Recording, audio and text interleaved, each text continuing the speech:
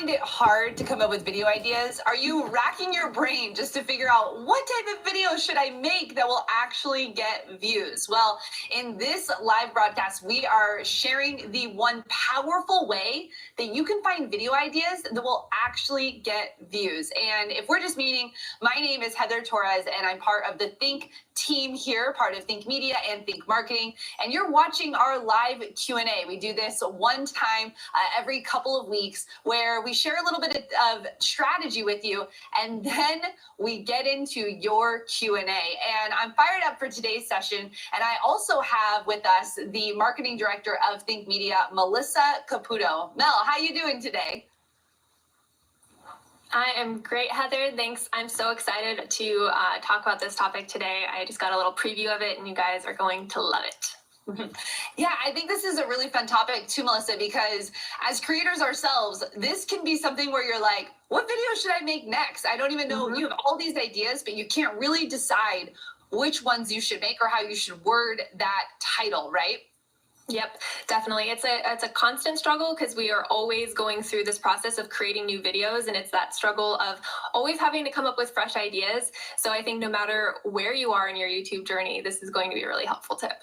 Yes. All right. Well, let's go ahead and get into this one tip here, this power session. The one powerful way to find video ideas that actually get views. And before we get started, real quick, just want you to let you know that this video is brought to you by our free 1-hour YouTube masterclass at 2masterclass.com.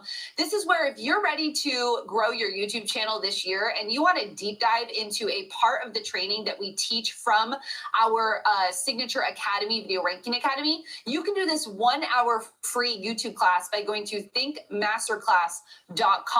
That is the place where you can go. If you've not taken the masterclass, make sure to take it because it will be coming down soon. This is a 1-hour free class all about how to dominate on YouTube this year and get your strategy right. Well, let me know in the comments real quick. Do you ever feel overwhelmed when you're trying to come up with video ideas? I know, like I said, as a creator myself, this is something that I was even struggling with today, trying to come up with this video idea. And sometimes it could be hard because here we are writing all these things down and we're so close to it, right? You're so close to your topic that sometimes you don't know, well, what video should I make and how should I title that video? And I want to share a really cool resource with you. It's called answerthepublic.com. I want to bring this up for you, answerthepublic.com. And here's what's so cool about answerthepublic.com. You can, on their free trial, they have free and additional paid trials, you can type into here right on that line, let's say homeschooling. I'm a homeschooling mom and I make videos about homeschooling. And let's see what comes up when you type in answerthepublic.com. Well, if you scroll down here, here are 80 questions that people are actually asking. These are actual video ideas that I could make. Things like homeschooling, how homeschooling works. I could make the video, I'm trying to read it sideways, how homeschooling works in South Africa. Maybe if I am talking to someone, interviewing someone from South Africa. Is homeschooling good? I mean, there's so many questions. This is just 80 questions right here. And you can now take these actual questions and do a Q&A, do a one question, one answer style video. This is a great way to get content out. Sometimes you want to make these big grand videos, but really it could literally be about one question, one answer. Look at homeschooling. Homeschooling can prevent bullying. I can do a question mark and I can actually answer that with 5 points. Are you seeing how valuable this is? Let's type something else in here. Let's go up to the top and we can type in, let's say vegan. Let's say vegan. We'll type in vegan. Tony on our team, him and his wife have a cooking show and they do all vegan cooking. And if they needed to come up with a video idea, they can do things like, let's zoom it in a little bit. My eyes can't read the screen. Let's see. Vegan when pregnant. Maybe they're making a video about that exact topic. Maybe why vegan is a bad diet. They could answer that question. Is it good? Is it bad? Or where vegans get protein. That is like a huge question if you are a vegan that you get asked all the time. Are you seeing the power of this?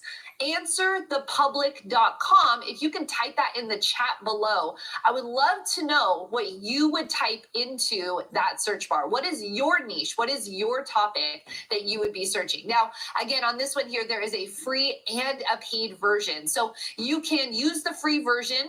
There's a certain amount that you can search per day, or you can upgrade to the paid version and have unlimited access to be able to search this. Now, what I would do is I would take the title here and then I would go to the YouTube search bar. I would search it to see if it's actually something that is active, and then that would help me to know if this is my dog chewing on a toy right by the camera and the microphone. I would take this and I would go and I would put it into the YouTube search bar, and I would see, is there competition around this? What does this look like? But here's a great way to spark an idea when you are looking for the perfect video to do next. These are powerful video ideas that you could be using when you're making your videos. Well, again, just to let you know, that this website was called answerthepublic.com, and that will help you to know the video ideas that you can do. And Melissa, have you used answerthepublic.com before? Yes, I have. It is definitely one of the tools that I've just had in my tool belt ever since learning it from you guys, I don't know, maybe a year ago. And I think it's really effective for, like you said, actually, like when you are not even sure where to start with your question, all you have is a keyword. A lot of the other tools that we mentioned are more effective if you have more of like more formed question in your mind, sorry. And this is just really great for just checking on those keywords. I love that. Well, hey, we're going to get into the Q&A section of today's training, but again, just wanted to let you know that this video is brought to you by YouTube. This is brought to you by thinkmasterclass.com. Mel, can you tell them a little bit about Think Masterclass while I move my puppy that has decided to play right now? Yes, definitely. So Think Masterclass is perfect for you if you are just starting out on your YouTube journey, or even if you're a little bit further along and you really want to know how you can strategize and put some strategy behind all of the efforts that you are doing on YouTube. So if you are just feeling like, I need clarity, I need a way to figure out how to take this like pressing record and throwing something out on the YouTube and actually put some strategy behind it, actually put some thought and get some clarity behind what I want to achieve on YouTube. So are you wanting to go full time? Do you want to just start making your first $100 on YouTube? This class is going to help you work towards those goals and what you need to figure out for those. So it is a really great opportunity for, like I said, if you're not even sure that you want to become a YouTuber and you just want to see what it would be like to take it seriously, this is a great place for you. All the way through, if you are interested in, if you've been doing YouTube for a while and you just want to learn how to grow and make some money on it. So thinkmasterclass.com if you want to check that out. I highly encourage it if you have not. It is a limited replay, so we do take that down, and you want to check it out now. The next one we do will have different content, so now is the time to check it out. Starting your own membership can feel like a big step, and to tap into the predictable revenue that memberships give you, you need a platform that lets you run it the right way. Uscreen is the best all-in-one platform to help you build a stable, scalable membership business around your content. From day one, you'll get flexible monetization tools to earn. So now is the time to check it out. Well, awesome. Thank you so much, Mel, for helping me during that time when I needed to do this. And look, Ben said that was a great tip. Ben, I want to know, what are you going to use that Answer the Public for? Adrian also said, this is going to be so helpful. Thank you. You know, I think that's right. Sometimes you just need just one tip to get you fired up and excited. And Melissa, we're going to be jumping into the Q&A part of today's show. If you have a question, you can submit that question by putting 4 question marks before or after. It can be about this topic or any topic that you would like to ask the Think team here today. You have Melissa Caputo, who is our marketing director here at Think Media. She helps us with all of our funnels and with all of our social media and with all of our emails and inbound and outbound communication. Melissa is the gal, and my role here at Think Media is content creator as well as chief operations officer. So it's systems and teams and video recording and all of the things. So just to let you know kind of the plethora of the questions we can answer for you, we'd be more than happy to jump into that. So Melissa, do we have any questions submitted yet today? Yes, we do. And if you are joining us on YouTube, then welcome to the Q&A portion of this training. You'll be able to get this full replay on thinkmarketing.com. If you're watching the replay now, then join us in the comments and let us know what questions you guys do have so we can be answering there in the comments with you guys. All right, so first question we have, Heather, is technical. Okay, sorry. If you are using Answer the Public and you're just starting out on your niche, and say your niche was, again, like the vegan food, can you put more specific searches in there other than just vegan? And what's an example of one of those searches? Yeah, you can. I was just using one keyword. You can do multiple words in there and it'll start to narrow it down for you. So we can bring up Answer the Public again on here, and we can type in, let's say, chocolate chips. Let's type in chocolate chips. Maybe you are cooking and you want to make different, oh, we've hit our max already for free. So there we go, because we were playing with it earlier. But you can put that in there. See, we like free things too, right, Melissa? Like, I'm not about to pay. I'll use it for free for right now. But Answer the Public, yeah, you can put in things. So I've put like homeschooling kids to see what comes up. And here's the thing: when you're making videos on YouTube, you want one keyword phrase, you want the topic, one keyword phrase to one video. So I would not be doing like vegan cooking. That's not actually the video I would make. I would make like I said, vegan cooking while pregnant, or like vegan diet while pregnant, good or bad. And I would maybe make a case against which one I felt was appropriate. So you want to make sure that when you're making your videos, this is to help spark ideas. This is to help to see how your audience is wording the question, right, Mel? What is the marketing language that they're using? It's so important to know that your audience probably isn't speaking the exact same language that you are. You know, one of the examples that we've done here at Think Media, right, Melissa, is blurry background. That's what our audience says, but it actually is really depth of field. But that's not what people are typing into the search bar. So you'll want to make sure that when you are using Answer the Public, you get a couple ideas. You can click save or download. That is another thing that I do. So I will type in the word, I'll save and download, and then I print it out and I look at it and I circle the ideas that I think would actually be great video ideas that people are searching for. Answer the Public is what people are actually saying. So you're making videos to answer those questions. Great. So if you guys have any questions that you want us to answer revolving around your YouTube strategy or marketing your YouTube videos, go ahead and put them in the comments for us, and then we can get to those throughout this video. So one of the questions we have is how to use keywords for a vlogger. This is a question from Mara Vlogs. So what keywords can you start with as a vlogger? Yeah, I think there's a couple things you can do. One of the strategies with vlogging is to be a storyteller, right? That's like one of the biggest pieces. And so if you're vlogging, where are you? You know, one of the videos that Tony on our team did with his wife is they went to Universal Studios and they vlogged at Universal Studios. But when they were vlogging, they were actually giving information throughout that video. So it was a vlog style video, but it was packed with information. Like, I don't even remember what it was, but something about like how to visit, you know, or how to maximize Universal Studios, or in some capacity like that. So you want to be thinking about the location or the topic, or, you know, the what is the story that you are presenting inside of your vlogs.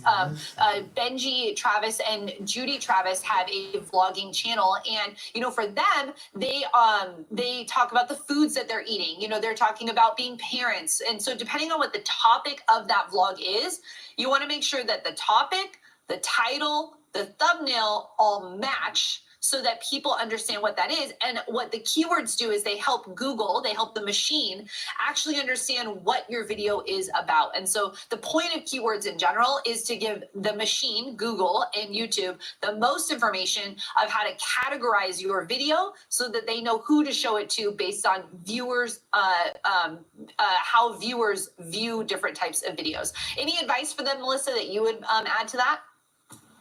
That's exactly what I would say, Heather, is a lot of the successful vlogging channels that I follow are using that exact strategy where they'll say that there's one promise in that title of the video. They're going to answer this one question for you or this one really interesting thing that happened. And then from there, like they show you a little bit more about their day, but they make sure that they get to the answer of that question pretty early on in the video, because you want to make sure that that person isn't, being baited into a video that doesn't actually address what they're talking about. But what it does is maybe I'll get the answer to my question and then I'll still be kind of pulled in and I'll want to stay for the rest of their vlog where they're kind of showing a little bit more about their daily life. So I think that's a really great point. And if you're not a travel vlogger, maybe you're a vlogger who is a sustainable lifestyle vlogger. That's one of the kind of channels that I watch. And what they'll do is they'll give you like a tip at the beginning of it that integrates within their day. They'll show you like how to do something, or here's how I styled this particular, item of clothing, and then they'll go on from there. So that's exactly the same kind of tip that I would say, Heather, and that's what I see being acted on on large channels every day. Yeah, and you just mentioned one thing, Melissa, that I think is really critical for people who want to get into the vlogging space, and that is the niche that you're in. Just to vlog about your life isn't actually probably going to get you views. And I know this might sound really harsh, and please just take it with love, but people aren't actually interested in your life. They're only actually interested in the niche that you're in, and the style of video that you're doing is a vlog style video. Does that make sense? Right? Like, it's not like if I were to just pick up the camera and just vlog about my day. Well, I mean, like, my mom's interested in that, but like not any other human on earth really cares about what my day looks like. But when I pick up the camera from the angle of a homeschool mom and I walk through my homeschool day, and it's a day in the life of a homeschool family, well, now I'm within a niche. Now I have people who are searching for that. Now I have interest within that. Melissa said that very well, sustainable living. She's interested in what does it look like to live a sustainable life. There's tips and there's tools and there's gadgets and there's things and there's products and services that those people are using that are helpful, and that's what the style of video that they're creating. Madeline, who is a part of the Think team, I guess part of the Think team, because Nolan is a part of the Think team. Madeline is his wife. She had a lifestyle channel, and in her lifestyle channel, she was just making videos just about her life. But when she switched to doing thrifting, because she loves going to thrift stores and buying things and altering clothes, and she started to do videos about going and thrifting and about being married young and really thinking about the topics that she was talking about. That's when she broke through to her audience. When she started doing hauls from when she was going thrifting, that's when she started to break through to her audience. So I want you to think about that. If you are in the vlogging space, what is the topic? What is the niche? The style of video I'm doing is a vlog style video, but what is the value of this video? Who is this serving, and how am I serving them well? How am I helping them? And I hope that gives you some tips if you are a vlogger here in our community. Yeah, I think that's so good because we get asked about vlogging quite frequently because it's popular. Like, of course, like we want to be able to document our lives and share it and create beautiful things out of our daily lives. We want to capture our kids' moments. We want to capture those trips that we're going on. So I think a great thing to remember as well is that just because you're not putting it on YouTube doesn't mean you can't do that too.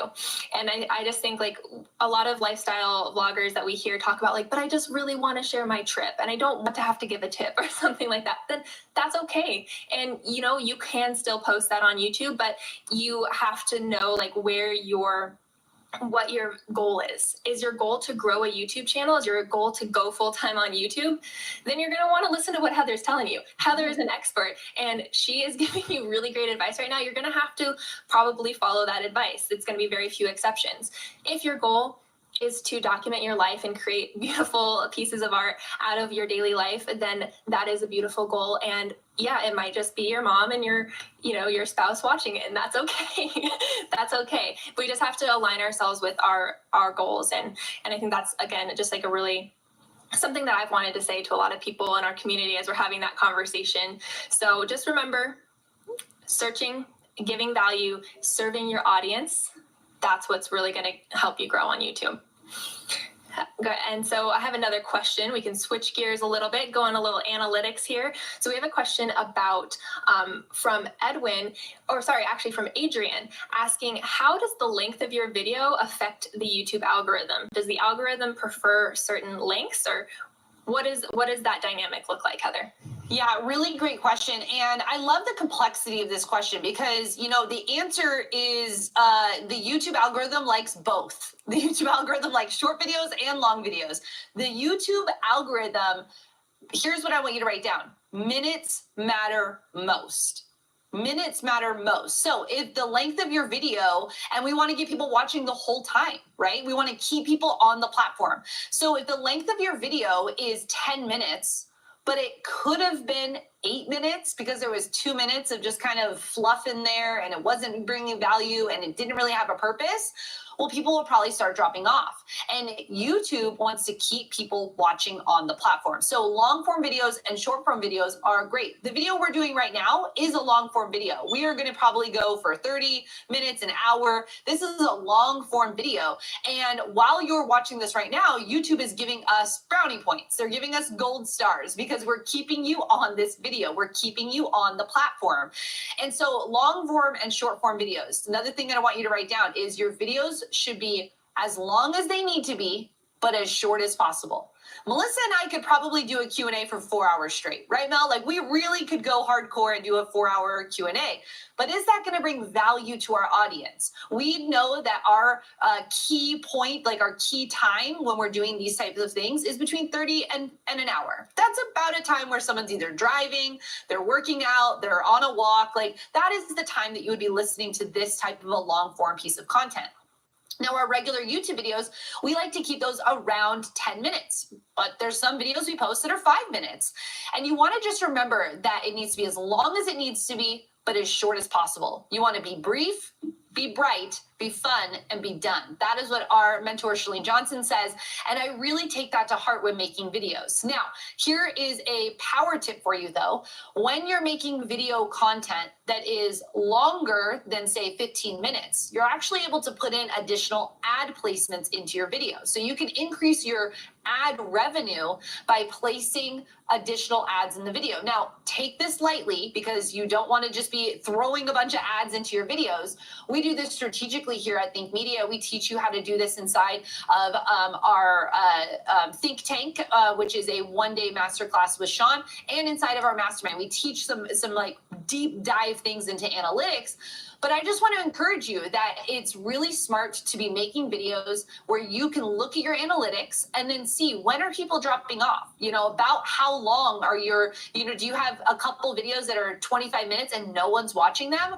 Or do you have a couple videos that are 20 minutes and everyone's watching them? So it really depends on your channel. It depends on the video. I hope I'm not confusing you, but YouTube likes both.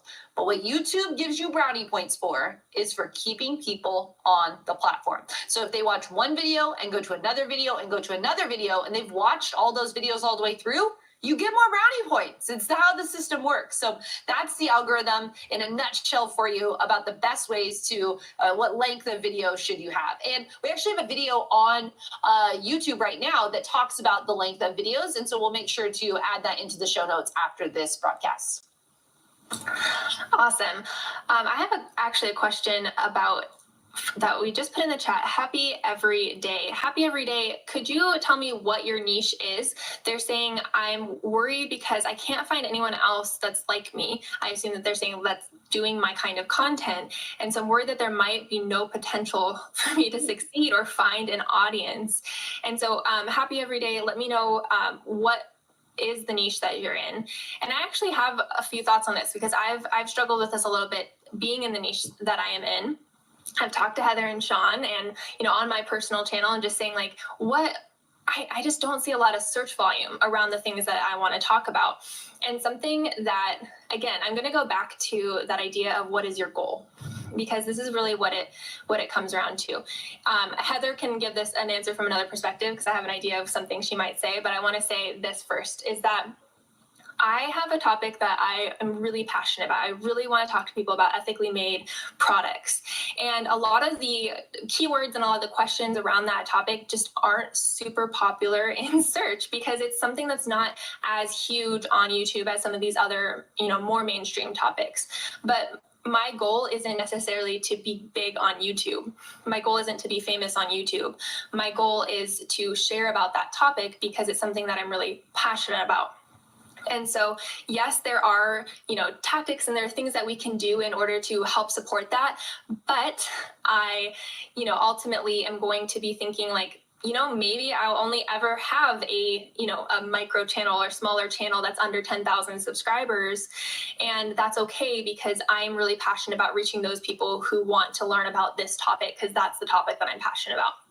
So that's the first thing I wanted to say, just as like a baseline of like, if it's okay, and I'm just going to say this again, just like with the vlogging, it's okay to not get, a million subscribers. It's okay to not have a huge channel. We can still work around that. And there actually are some tactics that you can do to still work in a small niche like that. And I'll let Heather speak to a little bit of those, but just being somebody who has struggled with this a little bit myself, I wanted to put that out there as a baseline. So Heather, do you want to jump on and speak a little bit more to this question?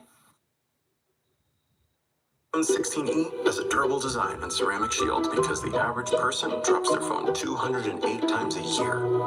Make that 209 once they see the price. iPhone 16e, latest iPhone, greatest price.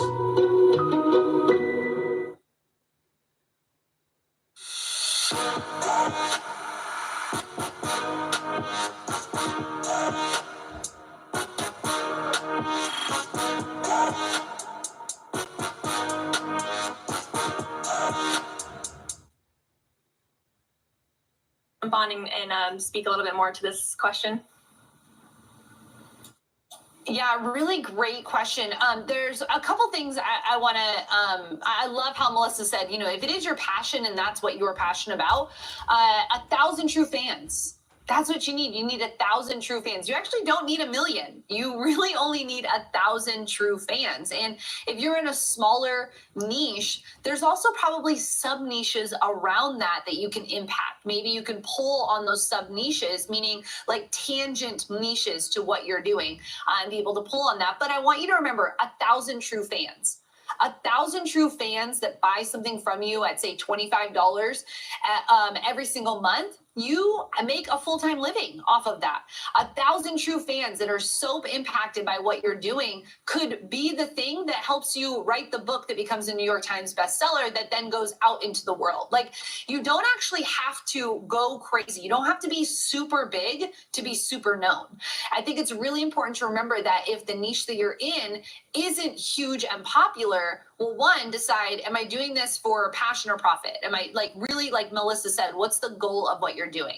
And then two, just remember that not everything is going to be huge. Like, my channel as a homeschool mom is probably never going to go to 1 million subscribers. I mean, let's be hopeful. I would love if more people were interested in that topic, but it's just, it's more popular now than it was before, but it's nothing compared to tech.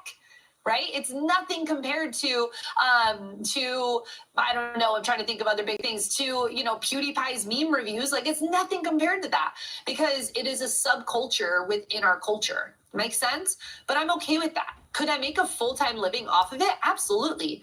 I could offer courses or memberships. I could write a book. I could do my YouTube channel and have it sponsored. I've already gotten free curriculum that's helped our family be able to teach our kids and not have to pay for it. There's so many things. There's homeschool families right now that are very, very small that got free cruises and have gone to Disneyland and have done these things with 7 children, by the way, because they're reaching a sub niche, and brands want that and partnerships want that. And so when you think about the niche that you're in, one, are you passionate about it? And then two, I'd really think about, you said no one's doing what I'm doing. Well, I want you to think like, is that the right niche to be in? Like, if no one's doing what you're doing, then it's not technically proven. Now, it doesn't mean you can't pioneer something new, but it's really good if there's actually already a tribe to jump into. Like, it's really good to be able to jump into something that's already like a foundation's kind of already laid. So I'd want you to do a couple things. One, if there's nobody doing it, maybe just think about, do you need to go a layer out from the layer that you're trying to get to, right? Maybe you just need to go one layer out. Like, say homeschooling was like not popular. No one was looking for it. No one had done YouTube channels on it. And I was trying to pioneer something new. Maybe I would start with like motherhood. And then I could talk about homeschooling. Make sense? Like, there's a way that you can get to the things you want to talk about, but just think about those two things. Is this something you're super passionate about? There's actually people doing it, but it is super small, or is no one doing it and you need to take a step out of that niche and go one layer higher? I think that'll satisfy that question, I think, Melissa.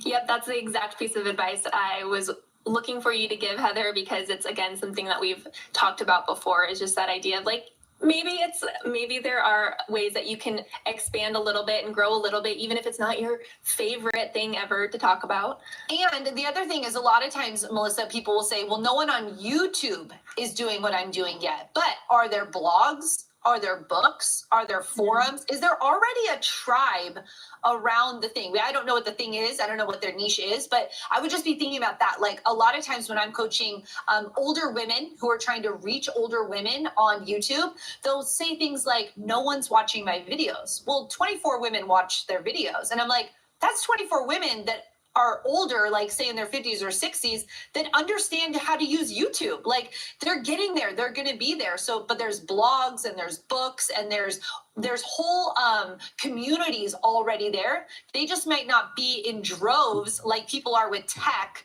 on YouTube, right? So just be thinking, also shifting your mindset that, think about 24 views. Think about 100 views. I think sometimes, Melissa, we compare ourselves to big channels, and 124 people is the size of a classroom. That's you giving a class to 24 people who are actually interested in what you're talking about. Think about 100 people, that's 2 classrooms. Think about 1,000 views. That's filling an auditorium of people and you standing there with a microphone talking about the things you want to talk about. I think sometimes we get tripped up on the numbers because we want the big numbers. But when we think about who we're actually impacting with the message, it's really important to remember that every one of those views was a person watching your video that you put out. So I really want to reframe sometimes how we think about the things that we're passionate about and the videos that we're creating. Absolutely. And Heather, you're talking about, are there people off of YouTube who are interested in this topic? And I think that's a good segue into a couple of the other questions that we got, because we're getting questions from Benjamin and Edwin about, how can I use these YouTube strategies? How can I bring people onto YouTube using Instagram or Facebook? And so Benjamin's saying, how can I turn my Instagram followers into YouTube subscribers? And so let's get into some tactics here. Let's get into some of the really practical things that we can do in order to bring our audience onto YouTube. I think one of the main things that we always preach about, when you want to build a platform aside from YouTube. So if you're saying, I'm a YouTuber, but I'm also going to use an Instagram in order to grow my YouTube channel, I want to just pause you for a second and reframe that again, because if you are only using your Instagram account to tell people to go watch your YouTube videos, you're probably not going to grow. You're probably not going to grow your Instagram profile. And again, this is like what Heather says, like, we don't sorry, well, we will give you some honest truths. That is just not really an effective way to grow on Instagram. Now, if you have an Instagram platform already and you have people who are following you and engaged and you just started up on YouTube, there are ways that you can let those people know that you have a YouTube channel. But if you want to grow on any other platform other than YouTube, you're going to need to cater to that audience that is on that platform. And you're going to need to give them unique content. You're going to need to engage with them. You're going to need to ask them questions and listen to them and really be engaged on Facebook or on Instagram. You're not going to just drop a link to your YouTube channel and then ditch it and then come back the next time you have a YouTube channel and say, hey, go watch my YouTube video. Because if you think about that, that is serving you. That is not serving your Facebook audience. It's not serving your Instagram audience. It is serving you. You are trying to just get views to your video, and you're not really caring for that relationship. And so the first thing I want to say is, Benjamin, if you already have an Instagram profile and you just want to know about moving people off, we're going to get to that in a second. But if you've just started on YouTube and then you're also just trying to start up an Instagram account, maybe don't. Maybe don't right now. And it's just something to think about. We talk about chasing 2 rabbits at a time. Are you chasing? If you chase 2 rabbits, you're going to catch none. But if you can just focus and dial in on your YouTube channel and really focus on coming up with questions that are being searched in that YouTube search bar, serving people, answering questions, grow there first. And then, after you feel like you have a sustainable platform for that, then you can move on to Instagram, and then we'll start, creating content for Instagram and building that and using some of these topics. So that's the first thing that we always just want to caution you in, is that you are really focusing on your most important thing. But that's like my little disclaimer, but I also want to get into some actual tangible tactics here. And one thing with Instagram, if you do have a following on there, and say you are, let's go back to Heather's homeschooling example. Heather has a YouTube channel for homeschooling, and then she has her Instagram where she also talks about homeschooling. So she has an audience on there. And what she can do is, even though she might not, Heather's channel, she can put swipe up links, but if you can't put swipe up links and you can't link to a video in a YouTube caption, how can you get people to move from Instagram to YouTube? So we use a lot of, there's ways that in your link in your bio, this is just a really practical tip, you have the opportunity to put a link in your bio. And for small Instagram profiles, that might be the only way that you can put a link in your profile. And so use that as effectively as possible.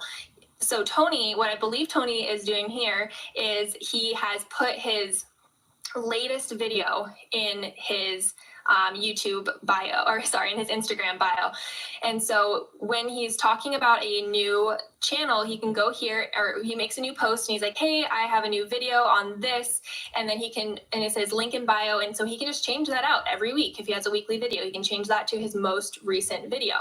Another way you can do this is you can use different apps like Tap Bio or Linktree are ways that you can actually link multiple things in your bio. So those are effective tools to be able to say like, hey, check the link in my bio, and you can actually put your most recent, if you have a website, you can put that on there too. You can put your 3 most recent videos. You can put your channel on there. And so that's a really practical way to use that. But the advanced tactic I want to give you right now is to actually think about the post that you're doing that is seeding to your YouTube channel video. What I mean is, if you just write if you just put an Instagram post and you're like, hey, I have a new video, go watch it. Maybe you have some loyal fans that want to go watch your video. But if you actually maybe take a photo or, something interesting out of your YouTube video, maybe you're taking a micro piece of it, or you take a photo and you give some value up front and you say, today, here's my tip for 2 books that are going to be really great for your YouTube or for homeschooling. And you write out your caption and you give some really great value to your audience. And then you say, and actually, if you want to know 3 more of my recommendations, check out my latest YouTube video, link in bio. And so what that does is you've already given them something really valuable, and they say, oh yes, that was a really great tip. Thank you. I actually do want more tips like that. And then that gives just more incentive for them to actually go and watch your video. And so that's like my advanced tactic for you, beyond just saying like, new video posted, link in bio. I hope that helps. And maybe Heather wants to jump on and clarify. I gave like 5 tips all in one right here just because I got excited. So powerful. And if you're getting value out of this video, make sure you hit that like button and let us know in the comments below, are you using Instagram right now, right, Mel? Like, are you using Instagram to try and bring people over? And did that tip just help you? Was that an unlock, an aha? I loved how you said that, Melissa, that like you have to grow one channel, like grow YouTube for YouTube and grow Instagram for Instagram, but deliver value. Deliver value. And one additional power tip I want to tell you is that go join the conversation. Like, make sure your stuff is set up right on Instagram, and then go join the conversations that are happening. So if I wanted to grow my Instagram and then grow my YouTube channel, I would go to other homeschoolers and I would start interacting with people on their Instagrams. Like, I would go to where the conversation is. If I want to grow my YouTube channel, I would go to the other channels that are like my channel, and I would answer the questions that people are asking, or I would engage with them. I'm not spamming. I'm not sub for sub. I'm not like dropping my links to things. But if I have an answer to a question, I want to do that. And then guess what happens? You know, you're like me. You click on that bio, you're like, who's this person? You click on the bio and you're like, oh, that's cool. They do this too. And you kind of scroll through their feed a little bit and you're like, oh, wow, they do homeschooling. Oh, cool. They read that one post that said they have a video. Well, I'm going to head over to YouTube. I'm going to check it out, right? Like, you're just like me. You know how people are. So that's how you inadvertently can grow your Instagram and your YouTube channel at the same time, is by bringing value. You'll hear us say that over and over again here at Think. You need to bring value to your audience. It's not about you. It's about them. Okay, so when you're going through your strategies, take what Melissa just said. Make sure you're set up right, and then execute on those tactics. Well, I'm fired up, Melissa. Let's get maybe one or two more questions in here today. We've got a great audience that's happening. Tap Bio is inside of the chat, and we'll make sure that that is also linked down below in the description of this video. So if you want to go over to Tap Bio and check it out for yourself, we've been using it here at Think Media, and I really like it, Melissa. Yeah, it's definitely a great tool. And like I said, don't focus so much on the tools when you're first starting. Focus on delivering that value, like Heather said. And so while we're talking about these like really practical tips for social media strategy, Heather, Edwin is asking, how can I use our church's Facebook page to promote our YouTube channel, our videos, and our subscribers? So this is a really, really similar question, but how does this apply to your Facebook page? Yeah, I mean, really what's great about Facebook is the same things about Instagram. So if you're like, how am I using my Facebook page to promote my YouTube channel? I want you to think differently. I want you to think, how can I grow my Facebook page for my Facebook page? And then also offer the value to let them know that there's additional things over on YouTube. So here's what you can do. Maybe you post your video over on YouTube, and then you come on Facebook, your church does, you come on Facebook, the pastor, maybe another person, and they do a live Q&A around that topic. And during that live Q&A, they refer back to the video. And hey, if you want more about this topic, or if you're interested in going deeper on Ecclesiastes, make sure you check out the new video that we just posted, or make sure you check out last weekend's sermon where I talked about right? Like, there's ways that you can be seeding it throughout, but you're offering value on that platform.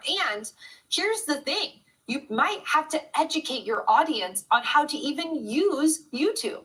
I know it sounds crazy because you're here, you're probably watching this on YouTube, you consume YouTube, you're like, duh, YouTube, but people are not understanding how to use the platform yet. I literally just showed my mom that she has two different pages. She has a home page and she has the subscriber feed. She did not even know that that was a thing. So there's so many people that are still learning how to use these tools. And so educating them, walking them through them, using a software like we're using right now, StreamYard, where you can bring it up and you can actually show the visuals, like I'll have Tony do at the back end. He'll bring up the visuals for you and show you Think Media. And like I did the presentation before, this little segment here, you can actually bring up different things and you can show people how they can start to see the different lessons maybe that you've taught on YouTube. But how do you grow your Facebook page? Or how do you move people from Facebook to YouTube? I want you to grow your Facebook page for Facebook and grow your YouTube page for YouTube, bring value on the platform, and then offer them the idea that they can go over to the other platform. I hope that helps you. I think this is something that churches could do way more of. And if you pioneer this, I'll bet you'll be a really good case study one day for us here at Think Media to share with the rest of the world. Oreo Cakesters, the GOAT, but make it fluffy. After the championship, only one thing could stand in the way of love. Braces. Eat the foods you love with Invisalign. Here at Think Media to share with the rest of the world.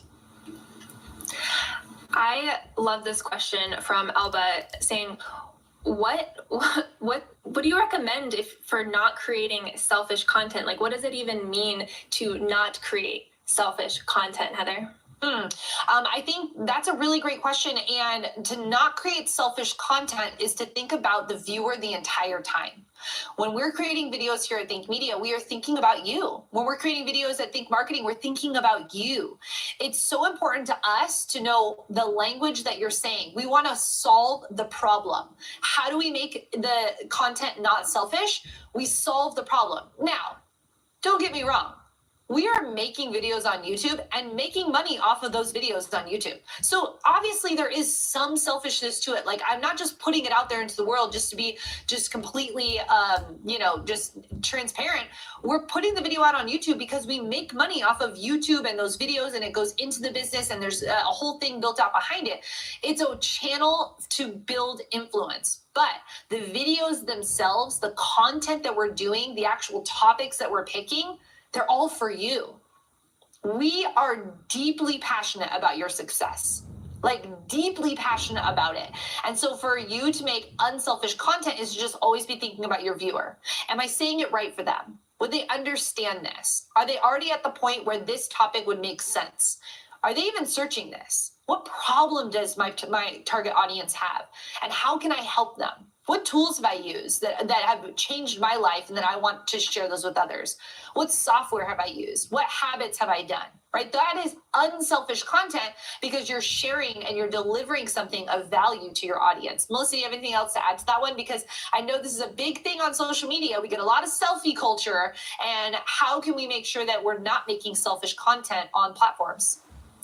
Yeah, so I think the same exact strategy that Heather just talked about applies across platforms. That's the same on YouTube. It's the same on Facebook. It's the same on Instagram. When we are making an Instagram post, yes, you want it to be relational. Yes, it's a little bit more relational than maybe YouTube is, and you want to add some things about yourself and you want to talk about things that are personal. But especially if you're just starting out an Instagram account or a Facebook account, you want to be giving actual tips. And this is another question that somebody said in the chat was, how do I deliver value? Like, what does that even mean to deliver value on my Instagram account? And so what it means is to answer questions like Heather was saying. It's to think about, who do I want to attract? And what do they need? How can I help that person? And so on Instagram, the same exact thing applies. You can say, I'm going to post this image. And, whether that is an image of yourself or whether it's a short video, it's an IGTV clip like this, and then you give actual tangible value. And what I mean by value is you answer a question, you give them a tip, you give them a tool, you give them something that will help them. And so I want you to focus on maybe those two categories. Think about, what tip can I give? What tool can I suggest? And what question can I answer? Those are three different things that you can ask yourself to start sparking, maybe your next Instagram post. What can I do?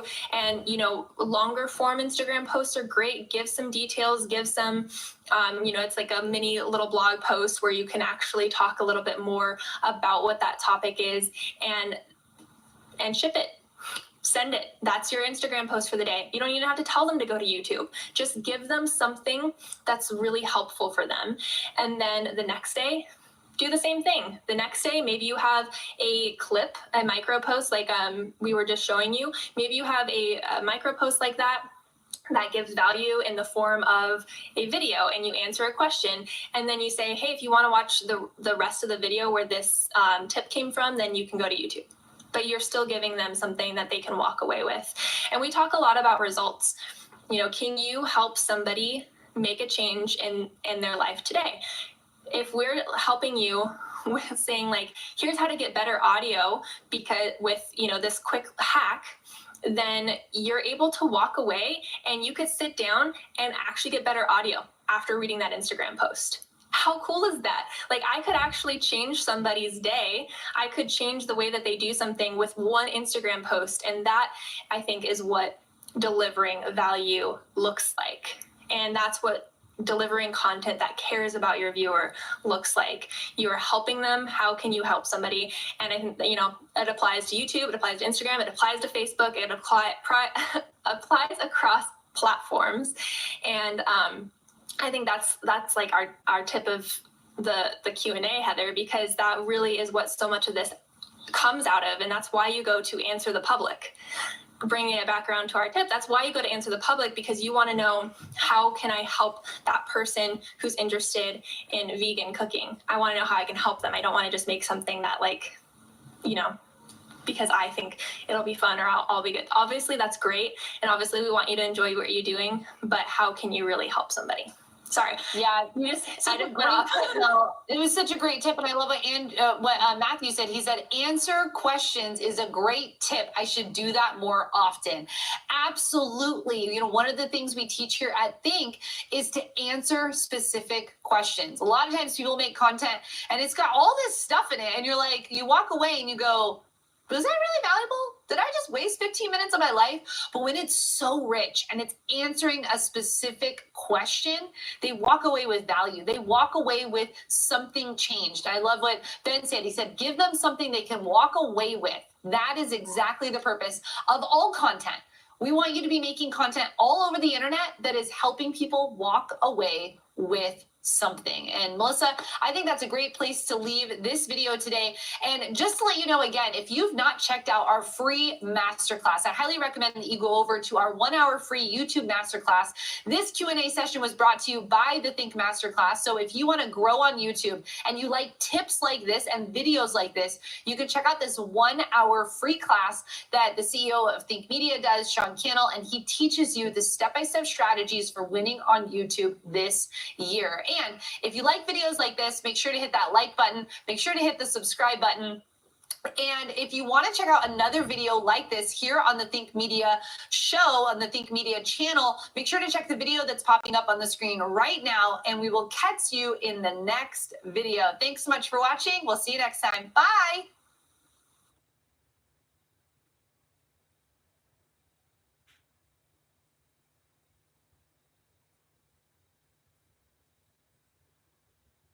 Love my natural hair, but not what hoodies were doing to it. So I made my own. Chase and Philly helps my business grow, one hoodie at a time. Get financial guidance from bankers in your community and convenient digital tools all in one place. Chase for business. Make more of what's yours. Evo works 24/7 to attract and trap flying insects.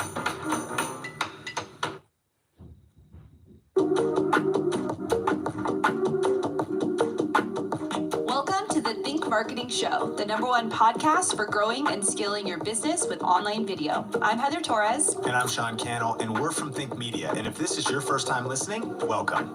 This show is dedicated to helping you learn how to get your content noticed and the latest money-making strategies working right now online. So whether you want to grow your YouTube channel or maximize online video across social media, this is for you.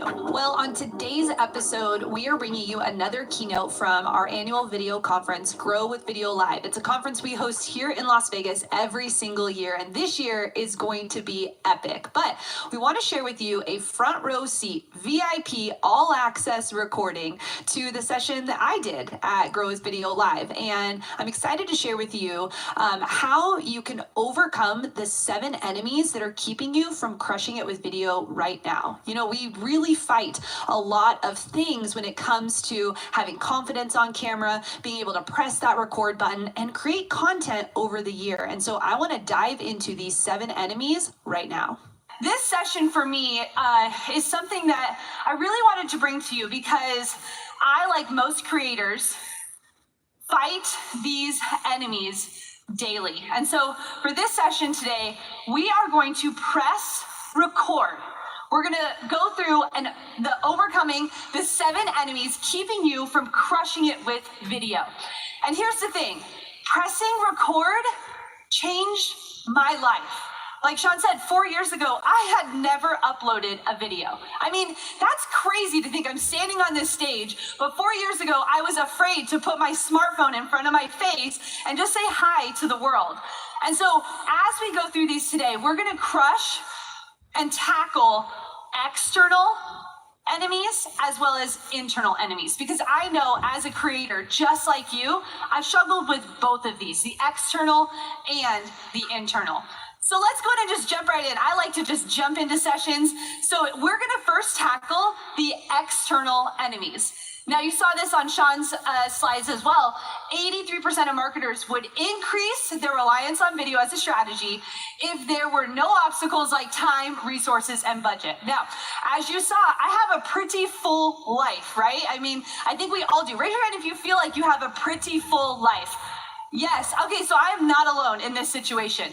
Now, a few years ago, as I was starting my entrepreneurial journey, I was a mess. I mean, I'll just admit it. I was a complete mess. I was trying to juggle my family and starting a business, having failures, and all of the things. And a book was placed in my hand called Essentialism. Has anyone read the book Essentialism before?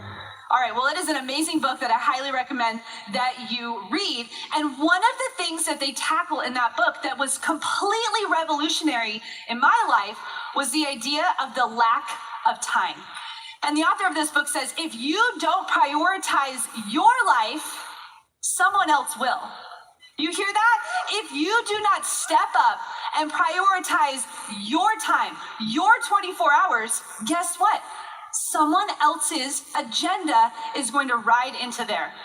And like Lauren said, you know, I'm a wife, I'm a mom of 3, I'm running this business, but there are some key staples of learning through productivity that I want to share with you today. So here are my 5, I forget how many I put on here. Well, let's go through. Here's my productivity tips that I use every single day in my life. And I want to pass these on to you because these have been what has gotten me here today. So number 1 is I am a preacher of calendar time blocking. Do I have any time blockers in the audience today? Let me tell you, it is life-changing, is it not? It's amazing. So here's how I do this. Now, if you are new to calendars, I'm going to show you an example of what my typical week would look like. But for what this looks like right now is I want you to focus on what is called an IPA. Can you say that with me? IPA. Okay, what is that? An income producing activities.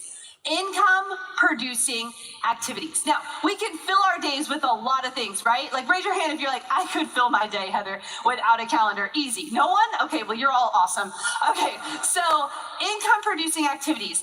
These are the things that are actually gonna move your business forward. These are the things that are actually gonna move your relationships forward.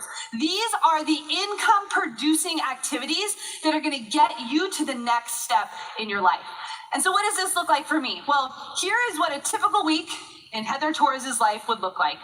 So what this is, oh my gosh, I'm a busy woman, you know?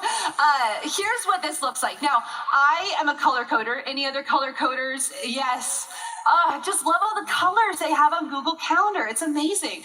So this is a digital calendar that I use. And I love digital because, let's be honest, life changes pretty fast, right? So I worked on the regular type of calendar for a long time, trying to color code with my pens and, you know, playing my journaling music and all that stuff. But it just stopped working because life changes. I have 3 kids, I'm running a business, all the things. So I need to be able to change these things at a moment's notice. So if you're looking on the screen here, I want you to see that what I do first in the day is actually work on my side hustle. Anyone in here with a side hustle? Yes. The first thing I do is work on my side hustle. Now, for me, my side hustle right now actually is my YouTube channel, The Homeschool House. So on top of the other things we're doing, that is a passion project of mine. And I want to set aside time where I can move that forward. Then I have my family time. But then when I clock into work, the first thing that I do is not check email. The first thing I do is not go to a meeting. The first thing that I use this creative brain for is the IPAs. That's the first thing that I do. And so I use that time as sacred time to write that email that I know I need to get out to my customers. Or I use that time to make the video content that needs to be made. That is sacred time that's going to move our business forward. So then after that, you'll see that we have admin. That's where you fill in emails. That is other people's agenda. And so that comes later. And then past that, I have additional work time, family time, and shows you there. But that is what calendar blocking in a nutshell looks like. Who can commit to calendar blocking this next week? Anyone want to commit to that? Awesome, love that. Okay, well, you know what happens when you are working on your IPAs? You start creating some income because you're working on income producing activities. And so what can happen there is now you have the funds to be able to outsource tasks that you do not need to be doing.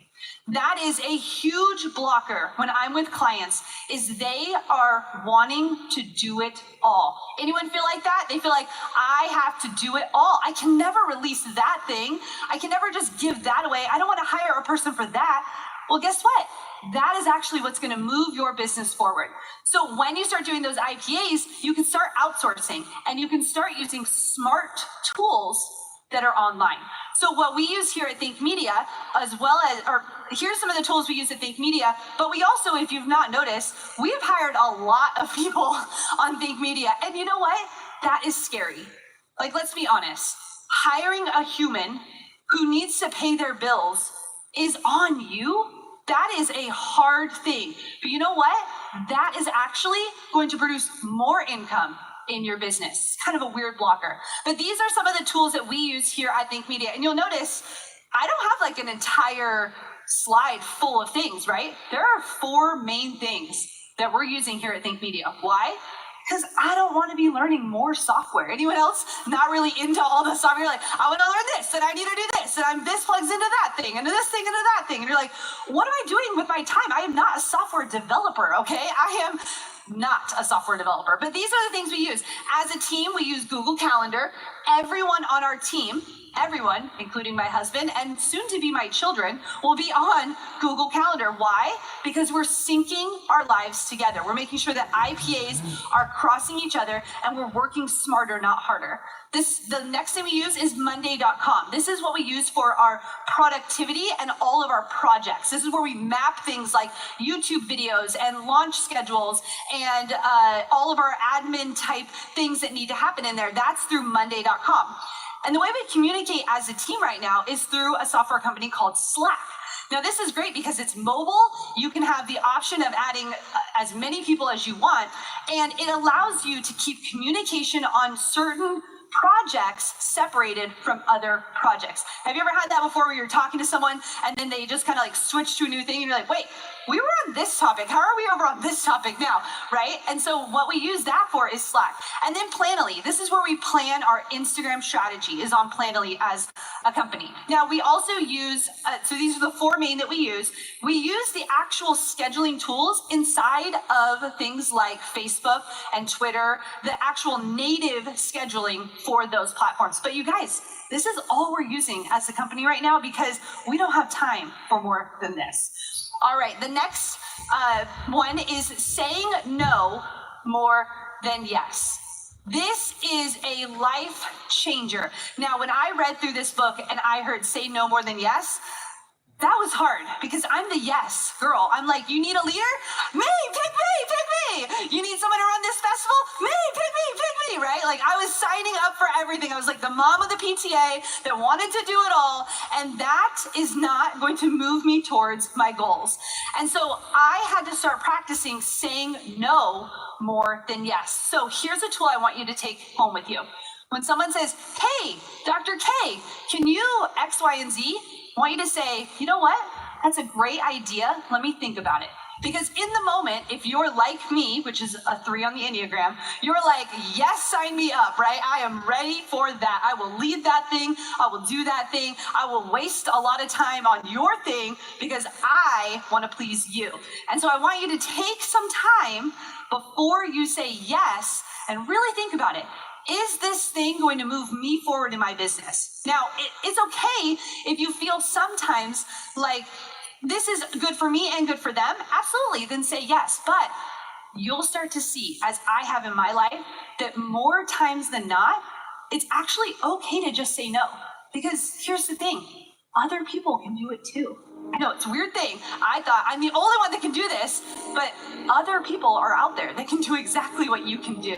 So I want you to practice saying no more than yes. In celebration of the launch of this brand new podcast, we're giving away 2 tickets to our annual conference, Grow with Video Live, a $1,500 value.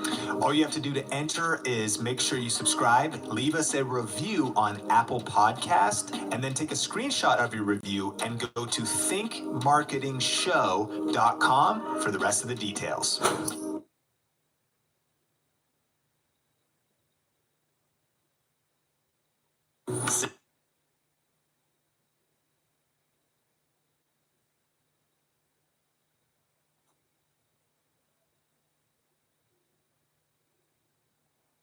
Signature seasoning and buttery flavor in every twist. Dots, sensationally seasoned pretzels. Weeding is the worst. But now, there's Spruce. You'll see visible results in 1 hour and dead weeds in 1 day. And it's safe for use around people and pets. Spruce, the new hard-working, worry-free weed and grass killer. Show.com for the rest of the details. And the last thing really is, in my time management, be real with yourself on your goals versus your expectations. This was something for me that really had to be a mindset shift because I have lofty goals. I have huge, audacious, massive goals where I want to make major impact in the world. But it's a season of life, right? It depends on where you are in that season. And for this last year, for our family, we're in a new season of life. This January, we were able to bring another little guy into our home. And thank you. And with that, I'm like still all the mom feels, you know. And with that, that's a season of life that needed to be dedicated more to my family. And so when you're looking through your time management, when you're looking through productivity, I want you to think about what season of life am I in? Am I taking care of an elderly parent? Am I adopting? Am I needing to actually hustle at Starbucks to get my thing off the ground? Like, what season of life are you in? And be real with your expectations through that. Because a lot of times, the feelings of failure that we have are actually just related to our own misconception of our expectations. So number two on that was the lack of resources. Now, I have been a solo entrepreneur until the time that Sean and I created this, until we created Think Media. And this, for me, was probably one of the largest blockers. But one of my mentors says, everything is figure-outable. Everything is figure-outable. So most of the time, these are the 2 blockers that come into play when we're not going all in and pressing record. Number 1 is people. Let me be honest, and I want you to be honest with me. It is hard to hire people. It's hard. You don't know what you need to hire them for. You're like, what do I take off my plate? How long is it going to take to train them? What should I pay them? Should they be a contractor or an employee? Does my state make me do that, or do I have to do this? Like, all of these new things that we never learned are now things on our plate that are going to help us move forward. So people become the lack of resource, and then knowledge and skill. Guys, I knew that I was supposed to be on video, and I waited 3 years. I knew it. I knew that the way I needed to get my message out to the world was on video, and I didn't do it. I was running a digital agency. I was helping a government agency. I was helping other people do their thing, and I was like, you go, girl, you got that, right? But then I looked right back at myself, and I was like, I don't know what to do. I don't know anything about cameras. I don't know anything about gear. And I waited 3 years before I picked up my phone and recorded a video. And you know what was really crazy about that too? Was when we go back to the people part and the knowledge and the skills part, all it took was 1 tweet. All it took was 1 tweet. I stepped out. I had courage. I reached out to someone that was already doing what I want to do. And I said, let's partner on this. I have these skills. I know how to do this thing, and I know you know how to do that thing. So why don't we do this thing together? right? You are in this room right now with other smart, purpose-driven entrepreneurs. There is no better place right now for you to partner with someone than in this room, because we're on mission, y'all. Are we on mission? We're on mission. You are purpose-driven. I know that you have a skill that you can share with someone. So I want to make sure that you know that people and knowledge and skills, that's a limiting belief in our brain. There are people that want to connect with you. None of this happened by just me and Sean. This was people. This is people. This is other people's skill and knowledge. The next one, the lack of budget. Anyone in here balling on a budget? Yeah. Well, like Sean said before, guess what, guys? Your excuse is gone. All of these are free. And guess what? You want to start a business? You're like, Heather, I get it. Social media is free. I got that. Well, guess what? All of these things where you can start a business, you can start emailing people on your list. You can sign up for Amazon Associates and become a person that sells other people's products. You can package your knowledge on Thinkific and Teachable and start doing the things that are going to change people's life. And guess what? See that? Free. All free. And guess what? It doesn't take fancy gear. It doesn't take a lot of things. Guess what it takes? That right there. Your smartphone. All it takes is your smartphone. And if you need help with that, we're here for you for free. Crazy. We have a new series that just came out on Think Media where we walk you step by step, y'all, how to go into video with just your smartphone. And then we also have created free resources for you. If you're like, Heather, I'm a step above a smartphone. I'm ready to go all in with whatever Diana's using on her channel that looks awesome and what Dr. K's over here doing. Like, you're ready to go in. We've prepared free resources for you as well. All right, guys, now it's time to get into those internal enemies. Now, we've gone through the first three, and those are all external. Those are things that we're like, yeah, I see that, and I can do that, and I can hire that person, and I can do those things, Heather, I can do the things. But these are really the things that held me back. These are the things that I allowed to run my life for 3 years. And the first one is this: perfectionism. Right? I get you. I know, me too. Perfectionism. This is from Beth Moore. She says, insecurity's best cover is perfectionism. That's where it becomes an art form. That's where perfectionism becomes an art form. Guys, here's where perfectionists live. This all or nothing syndrome. Well, Heather, I just can't post that video. You know, my hair was all messed up and like I didn't even sound right and like my kids were yelling in the background, so I can't post it. Why? Are you only gonna make one video? Come on, right? Oh, you know, I created that course, it's sitting on my laptop, but you know, it's like, I just don't have an editor and it's just, I mean, who's gonna buy it anyways? Are you only going to create one course? I mean, didn't we hear Sean say you need to be making bad videos? Like, let's just get that out right now. You need to be making bad things first, because making those bad things first, starting messy, that is what's going to move you forward. That is going to be that where someone pops on Instagram and is like, who is this girl? They're going to be like, yeah, did you not see the like 500 things I messed up on? No, they don't see that because you started messy first. So let's go ahead and just let perfectionism out and let's start messy. Next is this one. This one gets me every time. Scarcity. Have you ever said this to yourself? Someone's already doing it. Someone's already out there. Someone's already talking about digital marketing. Someone's already out there. They're already a doctor. I can't be online. There's already doctors online. Oh man, there's already a painter. There's a painter and she's online already. Oh man, there's a person that's already talking about speaking on stage. I just can't do it. There's just not enough people in the world. What am I gonna do? Not enough people that are gonna buy my stuff or grow my business or anything like that. Well, I mean, let's look at these. This is digital around the world in 2019. The total population, we're at 7 billion people. That's crazy. But look at that, 5 billion people have cell phones? What? Internet users, 4 billion people? I mean, I'm okay if I get 10% of that. I don't know about you guys, but I will be fine if it's just 10% of 4 billion? Come on.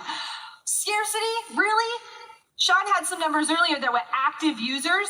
These are actually just active accounts. Like LinkedIn, your boss said, hey, you need to create a LinkedIn account. And you're like, sure, okay, whatever, LinkedIn account, right? These are active accounts on these platforms. You're telling me there's not enough people in the world? Guys, scarcity is a mindset. There is no lack. There is only abundance. And you know what makes it even better? Is that you are here at Grow with Video Live. You can partner with someone. Sean and me partnering, that didn't make us go down, that made us go up. There's no scarcity. You know, we are friends with every major competitor in our market. We are friends with them. You know why? Because all of that rises. Someone else bringing that to the playing field helps us in the playing field. If there's no one else doing what you're doing, that's the scary part. But I'll bet, raise your hand, is someone else doing what you're doing? Raise your hand. Someone else doing what you're doing. Exactly. There is more than enough to go around. Here's a question for you. How many of you bought a pair of shoes? How many of you have ever bought a pair of shoes? Okay, one pair of shoes, that's good. Half of you, no shoes, that's fine. I mean, it's okay. How many of you have bought 2 pairs of shoes? Oh, wow, look at that. How many of you bought 5 pairs of shoes? 10 pairs of shoes? I'm sure every person that started a shoe company was like, there's already people doing it. No. Here's the thing, guys. There is more people in the marketplace right now that want what you have. They are waiting for you to put your message out in the world. They need it from your voice. They need to connect with you personally. They need to hear your story. And that's not scarcity, that's abundance. Here we go, guys. Man, let me know if this one has gotten you before. A lack of confidence. Lack of confidence. Here's where I fall into it. Guys, I am standing on a stage in front of 250 people. What is life right now? This is crazy. But this is where I fall. The imposter syndrome. The imposter syndrome. Who am I? Who am I to be the person to be telling people how to homeschool? I just started. Who am I to be the person to help someone through a divorce? I'm not, but other people do. Who am I to be the person that's going to help someone learn how to parent their kids? Who am I to be the doctor that's online helping someone with their problems? Who am I to be the artist telling someone how they should be creative? There's people that are better than me. But you know what? It doesn't matter. You have permission to step out. You have permission to step out. I want you to turn to your neighbor right now. I want you to look them in the eye and say, you have permission to do this. Floors don't stay clean very long. That's why I love my Swiffer Wet. I pop on a pad and get a mop-like clean floor in just one swipe. Oh, and for hair, try Swiffer Dry Cloths. The fluffy cloths pick up hair like a magnet. Swiffer, you'll love it, or your money back.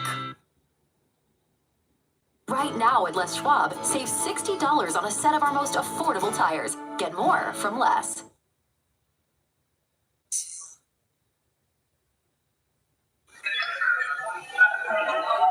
Now, look at the other person and say, no, you have permission. You should be doing this.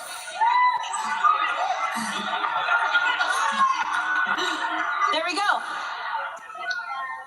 Guys, imposter syndrome, it's just a mindset. I still fight this every single day.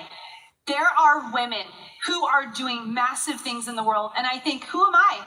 I'm just a college dropout that lives in Las Vegas and homeschools my kids. But you know what? God has woven a purpose into my heart.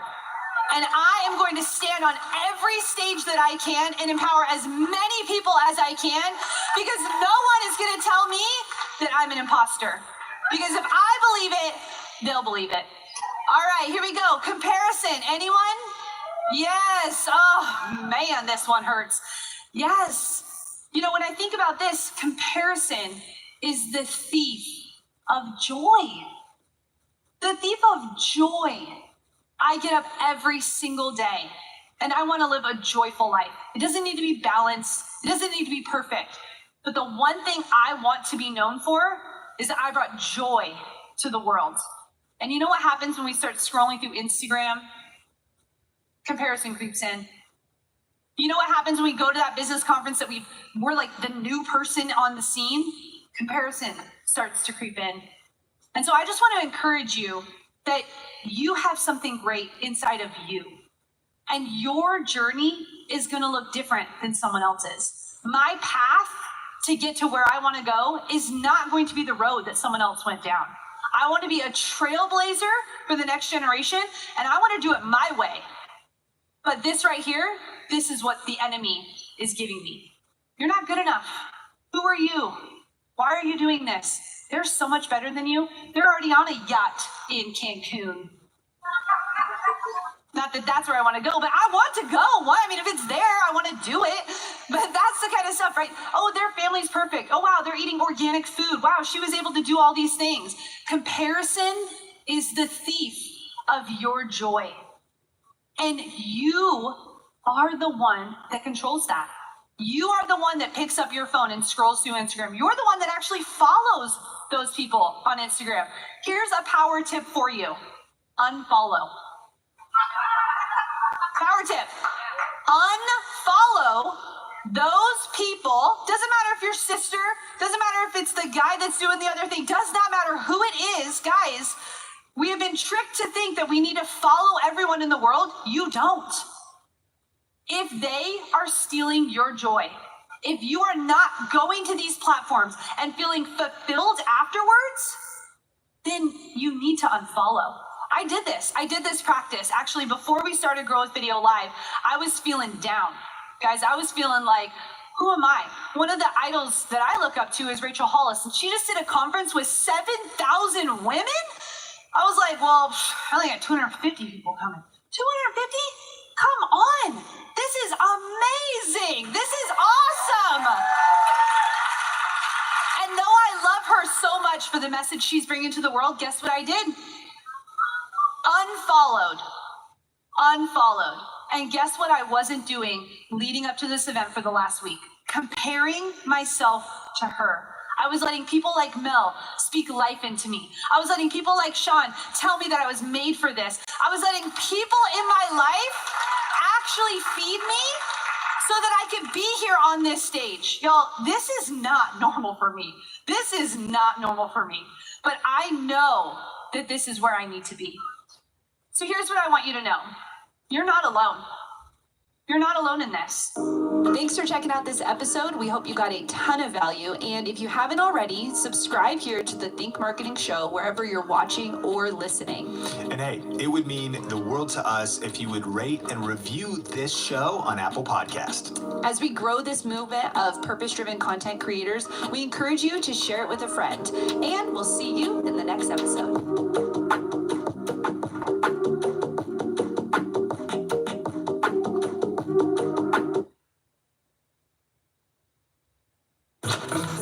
Too soft, too strong. There, perfectly balanced. What keeps baby's skin healthy? A diaper that doesn't leave skin wet. That's why Pampers Swaddlers absorbs wetness better for up to 100% leak-proof protection and 0% skin irritation. Pampers for healthy baby skin.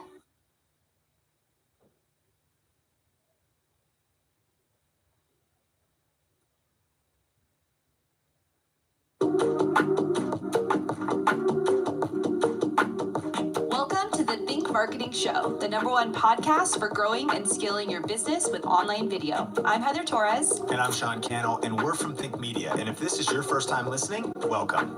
This show is dedicated to helping you learn how to get your content noticed and the latest money-making strategies working right now online. So whether you want to grow your YouTube channel or maximize online video across social media, this is for you. So we are talking about all of the questions that come into Think Media, and we want to address some of the ones for business owners specifically. And this one is critical. We want to know, what are 3 videos every business owner needs? Yeah, this is great. Number 1, FAQs in video form. And so this should be relatively easy for every business owner and leader watching. What are the frequently asked questions that come into your business? And hopefully you already have those on your website. You know, at the bottom of all of our web classes, we have FAQs. At the bottom of all of our products that we sell, we have FAQs. And so you can take those frequently asked questions and turn them into videos. It could just be you talking head. Maybe it's just you grab your phone, you chat into, hey, you know, people ask all the time about this, and you then upload that on YouTube. Because YouTube is a search engine, and because it has search engine value, SEO, search engine optimization value to your business, you want to be taking one question, turning it into one video, and then posting those on YouTube. When you don't know what content to create, at least create those FAQ videos. Yeah, so those are questions about other people. What about a video about them? Yeah, then the next video you want to make is an about us video or an about our business video. But where a lot of people mess up here is that about us video should actually be about your customer. Here's what I mean. We want to recommend a book called Building Your Story Brand, or Building a Story Brand. We'll link to that in the description below, by Donald Miller.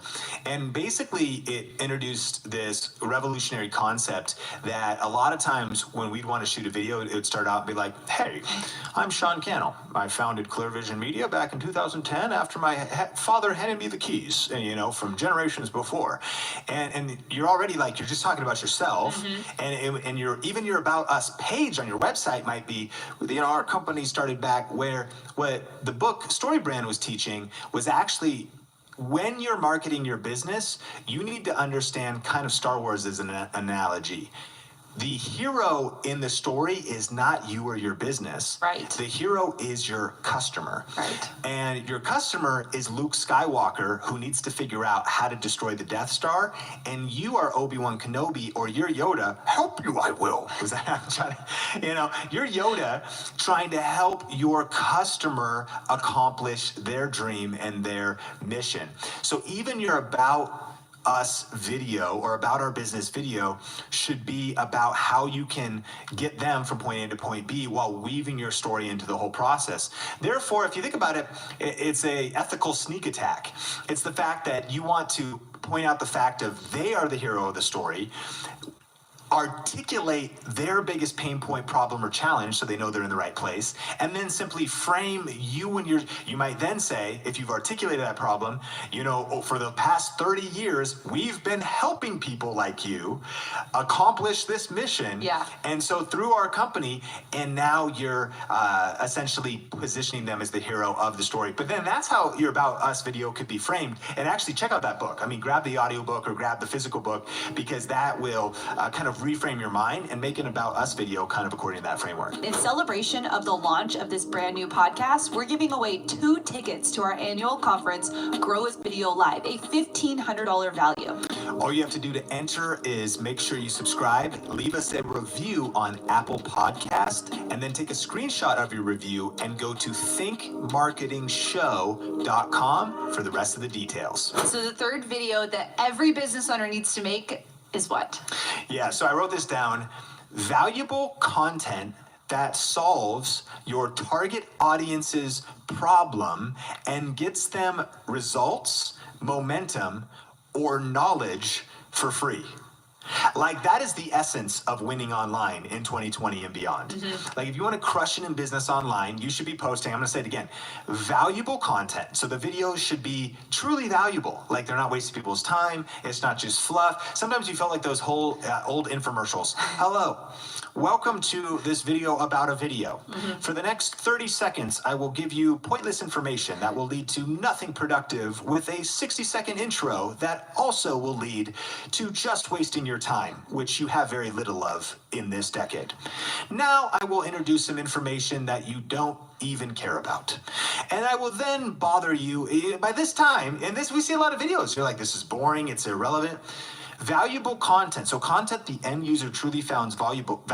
Well, what does it do? It should actually solve their current problem. And here's a big one: get them results in advance. We've mentioned in a couple past episodes of the Think Marketing show about Roger Wakefield, the expert plumber, who has a plumbing company, who does solve plumbing problems for customers, but he's actually giving away information that at times is making people not hire him. He's like, look, if they can fix their toilet for $10 with a little piece at Lowe's or Home Depot without me, I'm actually just going to give them that information. What that is leading to, see, as business owners, we'd be afraid, oh, that's going to put us out of business. No, it's giving him more business than he can handle.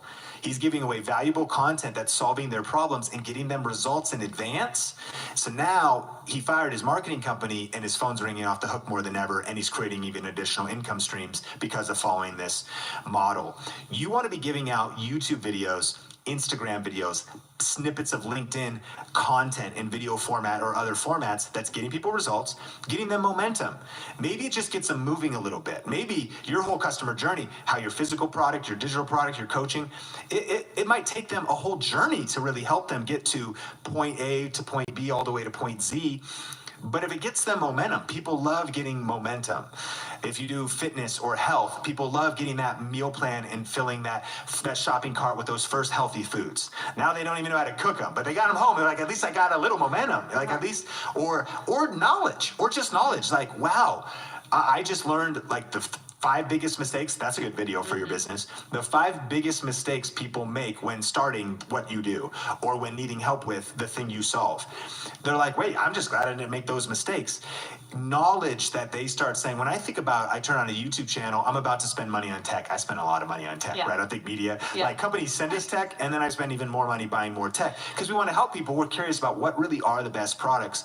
And so when I watch blogs or when I read blogs or watch videos or look at posts that say, oh no, you don't want that one because man, it really messes up here. That knowledge creates an affinity with the person that created the content. I go, man, that was so bad. They just saved me $500. They just saved me a week of my time because I didn't even realize that feature or that aspect of what I was about to spend my hard-earned money on was not what I thought it would be. Thank you. For not only me, I could return the product, but now I got to box it up. You know what I mean? Not only did I open it and I learned it was the wrong thing.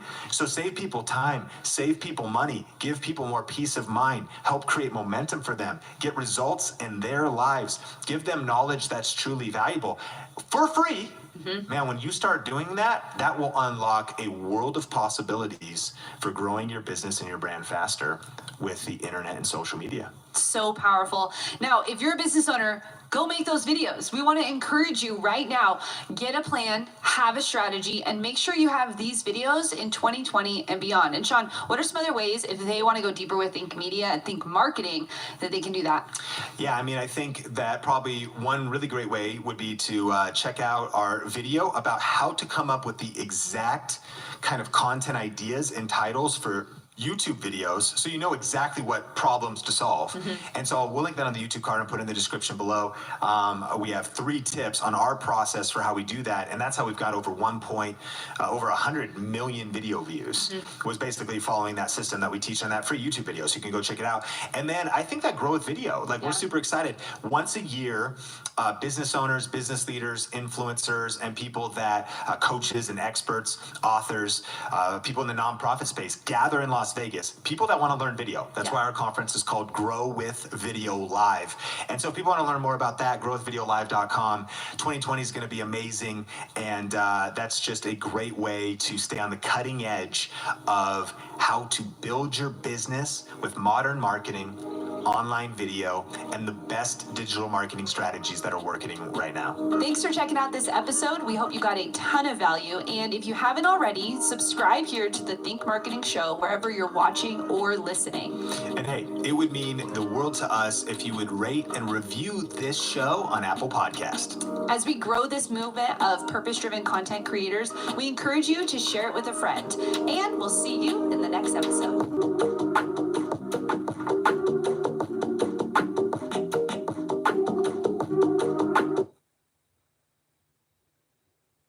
Hello, handsome. And hello, random chair. Clean up with Apple Intelligence means goodbye, chair.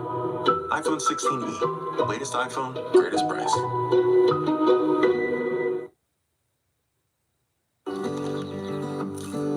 If I was a flower growing wild and free, all I'd want is you to be my sweet honeybee. And if I was a tree growing tall and green, all I'd want is you to shade me and be my leaf.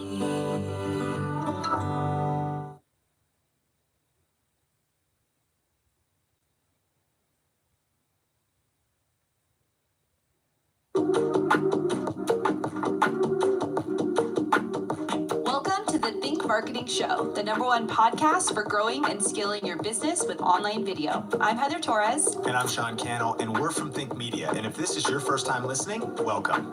This show is dedicated to helping you learn how to get your content noticed and the latest money-making strategies working right now online. So whether you want to grow your YouTube channel or maximize online video across social media, this is for you. This is a big one. Yeah. Today we're talking about the top trends in video in 2020. They change. And people need to be in the know of what's happening right now for their business, for their nonprofit, for their church, because it's important to get your message out and it's important to understand where the market is going.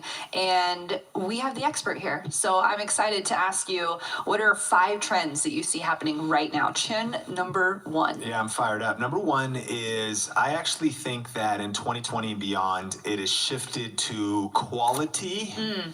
Is more important than quantity. That's big. Tell us about that.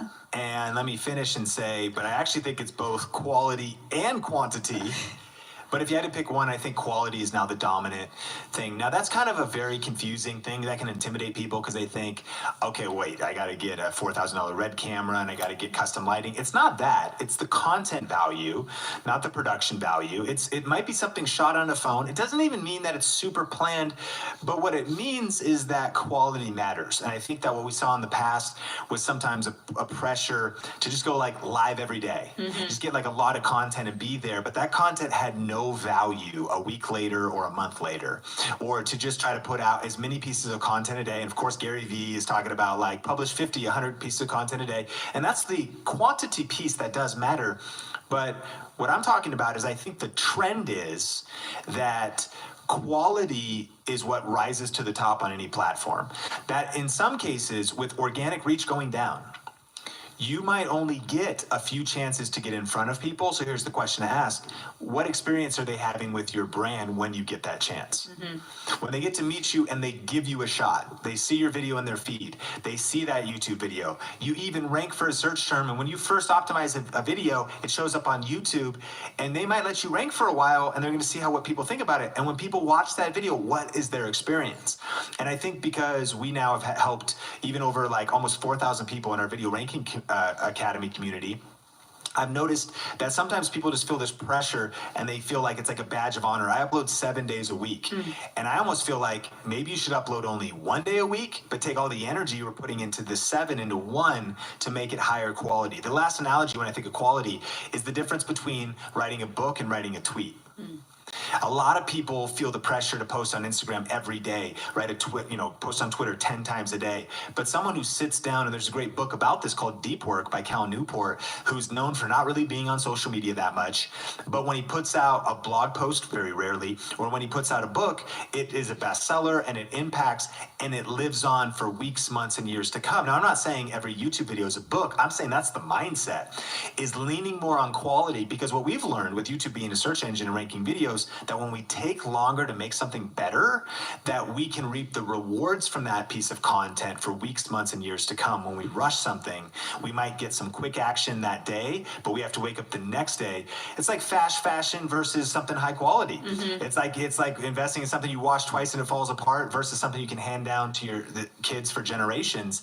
Quality over quantity in 2020. I love how you said that at the beginning too. It doesn't necessarily mean the production value. So I can still produce content with my smartphone, but it's the quality of the content. It's what you're putting out there, and it's leveling up. Obviously, you don't want to just everything to be raw and real. It should definitely have value wrapped in it.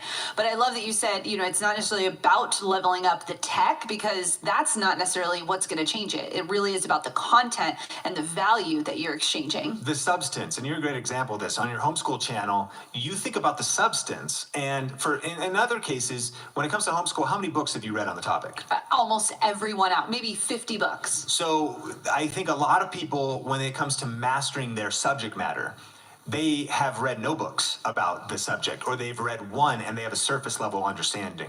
When you've read 50 versus reading one, your depth of knowledge and even your comparison of the different ideas is deeper. That's substance. So if you just shoot on a webcam with, yes, I think you do need, and that's why we have Think Media, so our channel all about tech, you need some like lighting and maybe a USB microphone, but this stuff doesn't have to break the bank. For like $100, you could get a webcam, a USB mic, and you're good to go. But the substance of what you're teaching, so taking more time on the content that you're creating, and then speed also matters as well. And here's maybe the best way to put this. We are applying these trends. These are the trends we're living. We have felt, when it comes to Think Media, video influencers, a decline in organic reach by just doing the same things we've been doing in the past, same old thumbnails, kind of same old content, same old videos over and over. That's why we're launching the Think Marketing Show. We're trying to do new things, do different things, starting videos in different ways, really actually think about mastery and organization of what we're putting together. We realize we need to level up. And that's what I'm saying. In 2020 and beyond, you have to invest in your skills, take your quality to another level. Don't compare yourself to anybody on the right or the left, but just say, how do I take my quality to a higher level? Substance, as well as the overall presentation of the value I'm delivering to the end user. So key, so key. So number 2, what's the second trend that you're seeing happening going into 2020 that business owners and content creators and nonprofit owners and churches need to be taking notice to? Yeah, I think the other big trend is short form video. And this shouldn't come as news to anybody, but we've seen Instagram stories. TikTok is blowing up, and that's something that could be interesting to people. But stories are also on Facebook. Stories are also on YouTube. And if you already have some YouTube influence, shoot, I mean, you were just telling me, like, I got to double down, because we have YouTube influence, but it's kind of a feature that you're like, you forget that it's there. And I think there's a couple things with stories. Not only is it the fact that there's the chance to reach people and go deeper with your current community, but it's actually learning a new way of communication. Like learning to communicate on stories. I remember even when Snapchat was first big for a little bit wider of an audience. It's still going for a certain younger age, but now it's mainly Instagram stories and Facebook stories. That at first it was almost like it took another part of my brain and it sort of stressed me out, and I only was thinking in long form YouTube, and I didn't think I had the bandwidth to do it. And I don't know, let us know in the comments if you've ever felt that way, like I got to learn something new, because that is how it feels at first. But just like learning to ride a bike, or just like learning a new skill set, like at one point you had to learn how to use Microsoft Word or turn the computer on, or how to use Excel, but then it just became a core competency that you do without thinking, and almost like a habit. That short form communication is something that we need to learn. Quick hits of information, communicating in short sound bites, and being able to stitch together different pieces of communication. We found, our business has scaled and grown from how I use Instagram stories, how Think Media as a team repurposes some of those things, turns them into video ads or turns them into posts on other platforms. We're using stories in a lot of creative ways. So I think short form video in general is a major trend that people need to be paying attention to and leaning in on. How do you feel about it? Yeah, Yeah, I think what I love about short form is that it can be real and raw and in the moment. I know we've talked about it on Think Media before, but your vlog, people say, Sean, we want to see a vlog from you. And you say, I got that. It's over on Instagram. You can go follow you on Instagram and you see the Rise and Grind show. That is your daily vlog of how you're showing the behind the scenes of what's happening. And followers love that. They really love being able to be a part of your world, and they're getting to know you. They're getting to know your wife. They're getting to know your dogs. They're getting to know your favorite green juice. You know, they're starting to find these similarities with you. What I love about it is, for me, I was scared to get on camera. It was something that wasn't natural to me. And so I used it because it goes away on Snapchat or on Instagram stories. You can use it and it goes away. So if you mess up, that's fine. It's just a short form piece of content, but it is such a great way of being able to tell a story and be able to communicate. And I think if business owners, if churches, if nonprofits grasp this concept and can communicate in small pieces, they can earn trust in a very small way first, then leading them into longer form. So when you're shouting out a video that's over on YouTube, you're giving value in 15 seconds, but leading them to maybe a 20-minute or a 30-minute video, they've gained that trust with you, and so they will go and make that connection. So it's a really great tool to be using for yourself as a communicator, but also to be able to build trust with your audience. In celebration of the launch of this brand new podcast, we're giving away 2 tickets to our annual conference, Grow with Video Live, a $1,500 value. All you have to do to enter is make sure you subscribe, leave us a review on Apple Podcast, and then take a screenshot of your review and go to thinkmarketingshow.com for the rest of the details. Trend number 3 is, I would say, Instagram overall, still a mega platform. We love YouTube, of course. Things are happening on TikTok. We just mentioned that. That's probably not for all ages, but actually something that we are paying attention to, and we're seeing, who knows where it'll go. Mm-hmm. Definitely have your sites on TikTok, so that's mentioned, but Instagram is right there as like kind of the dominant social platform, right? All ages are there, it's aging up, but what we want to hit here is IGTV. I think that at first, Instagram TV came out and it was like, it kind of, wow, this is going to be big, and it kind of died. And then what happened was they allowed it to integrate better with Instagram itself, especially with the preview. And anyone on Instagram knows that now you're in the feed and something starts, it's just a normal Instagram post, but if it's longer than 60 seconds, there's that little button to say finish watching, and it takes you over to IGTV, where now you can upload up to 10 minutes. And if you upload from a desktop, or if you have a verified account or enough followers, you can even upload to an hour on Instagram TV. It was also limited to only vertical. They opened it up to now you can do horizontal, and so it'll be horizontal on the feed. If you go over to Instagram TV, hit widescreen, flip the phone. And so even execution there has become a lot simpler. And we've noticed that when our views on IGTV were like almost nothing, like compared to the following on Instagram that we have over on IGTV, it would be just 10% or less. Now it's more like, organic reach always changes, but now it basically 10x or 20x the views we were getting because of starting in the feed with that content. So I think that for a lot of business owners, a lot of smart social media influencers and online marketers of all kind, Instagram's just the platform when you're doing stories. You have profile posts. You can do highlights. You can link back to your business, have that link in your profile. You can have if you have a physical address, have that in your profile. Churches, you can have your service times, ways to get to know you. Instagram stories of photography to show behind the scenes of whatever you're doing. Live video on Instagram, and then Instagram TV of snippets of whatever the core value proposition of your business, your nonprofit is. It's just a major platform that people have to be paying attention to, and it's a trend that's not going away in 2020. Yeah, and the 4th trend is something that I'm really excited about. We've been experimenting over at Think Media a lot with this platform. Go ahead and tell us more about LinkedIn right now, Sean. Yeah, so one of the trends we're seeing that's unfortunate in 2020, and we actually probably just as a kind of a mention negative trend is organic reach is going down everywhere. Yeah, it just is, and there's more people coming online. It's the way that it's what we're seeing on Facebook. We've been seeing it.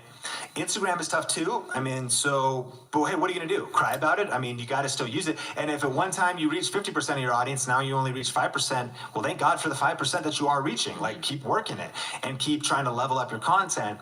But one places that organic reach is going up is LinkedIn.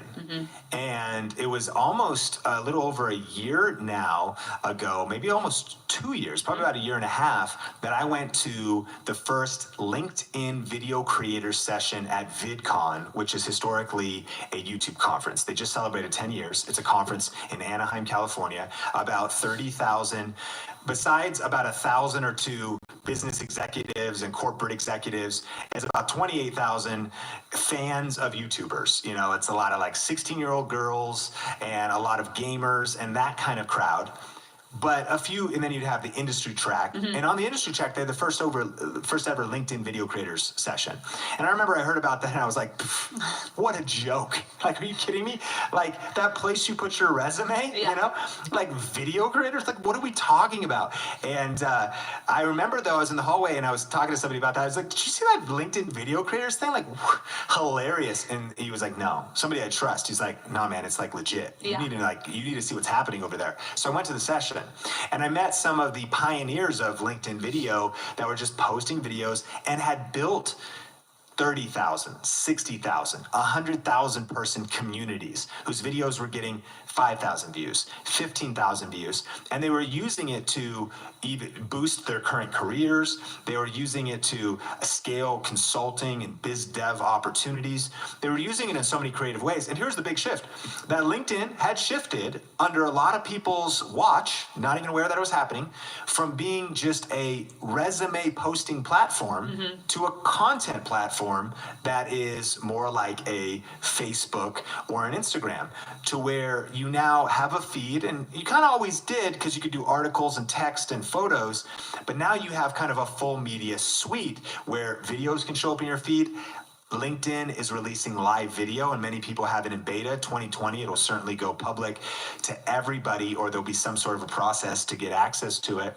And so LinkedIn's organic reach is crazy, where if you haven't been taking it, and that was the thing, despite everything we've been doing on YouTube, and despite all the energy I put in other places, I started at LinkedIn basically from scratch like anybody else. You got like 30 connections. You know what I mean? Like you set up your profile once, and then when you were in between jobs, and then you forgot about it for 4 years. I went back. Of course, I put the work in. I started to dive in, study. That's why we focus so much at the last couple of Grow With Video Lives on LinkedIn, along with these other platforms, because our conference is all about all of the platforms. You got to be diversified in case an algorithm shifts. And so get your profile optimized. We had a guest speaker, and even this year, I'm excited to have people talking about LinkedIn. That was like, get your profile optimized, position yourself right, dial in these nuances. Here's your content. Oh, don't do 2 videos in a row, but do, mix up the posts, and here's how the algorithm works. Learning the best practices, that's so important.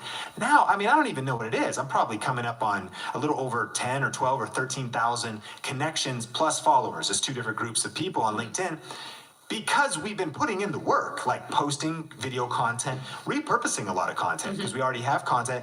Point is, organic reach there is crazy. Have spent no money on ads, have only invested sweat equity, time equity, and have seen our business grow, whether that's people discovering our products and services or discovering our events.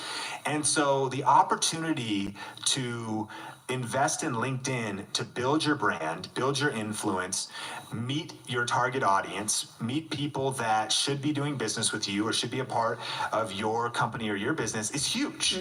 And so in 2020 and beyond, you got to be leaning into LinkedIn right now, especially where your efforts on other platforms might not producing the results they once did. Yeah, so that leads into video trend number 5. What are you seeing for 2020?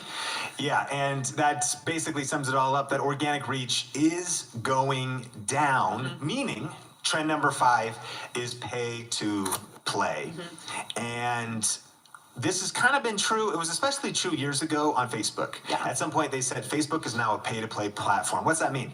It means that, wow, for a while there, like almost a decade ago now, on Facebook, it was like, wow, if I've got 1,000 likes and I post a photo, 850 people will see it. like those days are long gone, right? Yeah. But and so it wasn't pay to play. It was like, wow, I can grow my business, grow as an author, grow as a speaker, grow my ministry. I could just grow by taking action on these platforms.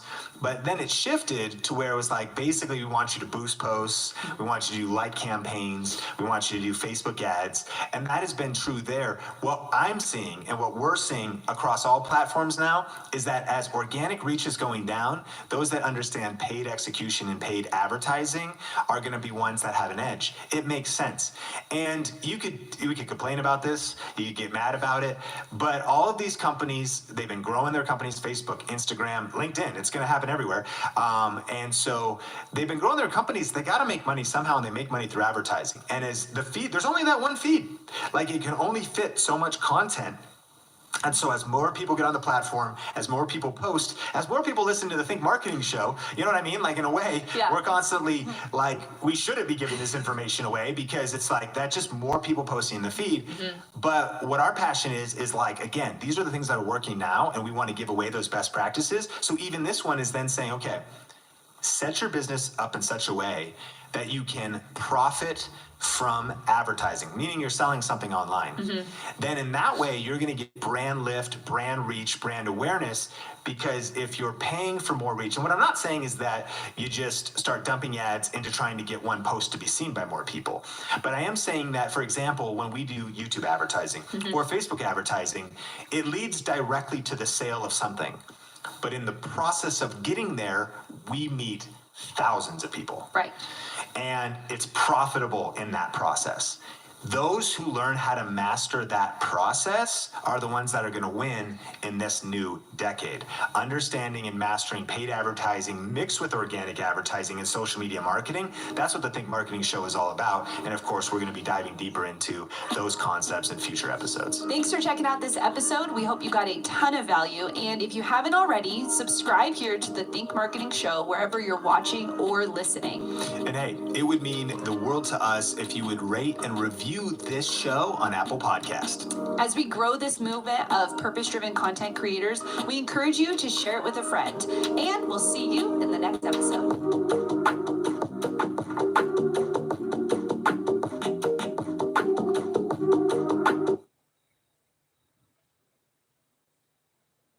Dots, an ordinary pretzel, just isn't enough, so they add savory seasoning and tempting buttery flavor into every delicious twist. Now that's enough to make you build an all-pretzel pantry. With a biometric security system. Dots, sensationally seasoned pretzels.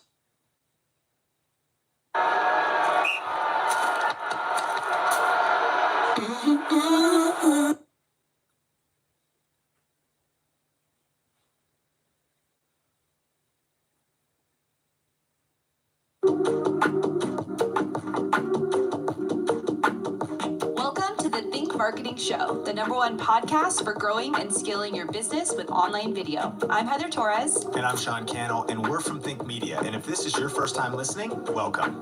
This show is dedicated to helping you learn how to get your content noticed and the latest money-making strategies working right now online. So whether you want to grow your YouTube channel or maximize online video across social media, this is for you. How do you make money with a small channel? I'm excited about this because I have a small channel. Mine's only at almost 15,000 subscribers.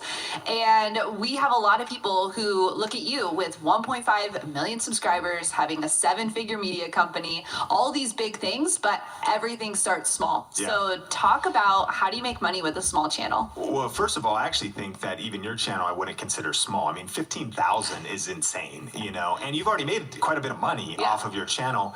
And so, you know, I think that the question would be, what's small? Maybe hard to say. Maybe your first 1,000, your first 5,000, or up to 10,000 subscribers.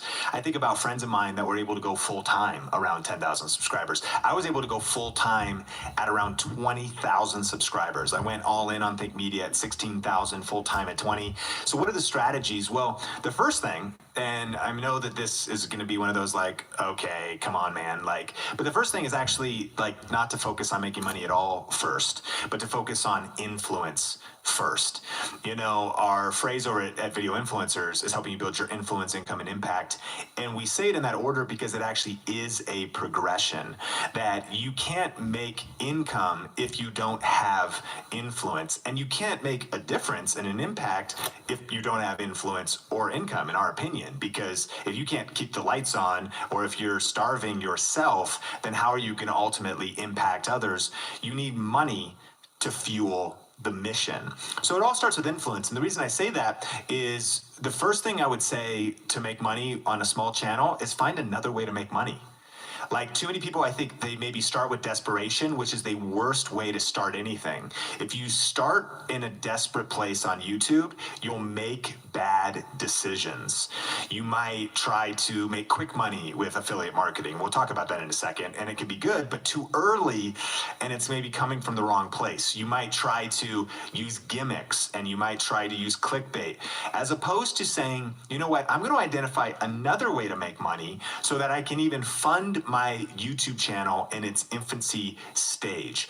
In my case, I actually started my channel Clear Vision Media for my company back in 2009, and I had a freelance video production company, and then I started Think Media in 2010.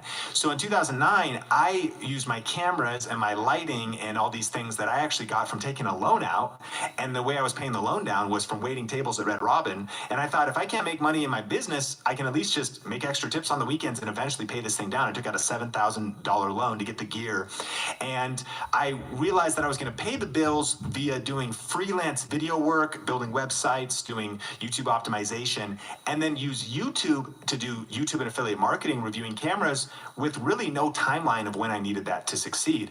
I think that's a good recipe. Another way is like work at some other job, you know, freelance online, whether that's doing virtual assistant work or doing graphic design or using any skill, doing a call center or just doing anything. So that way you can invest in your YouTube channel without needing to like make a demand on your audience too soon. Yeah, I think that's really, really important. I found that with even my homeschool channel.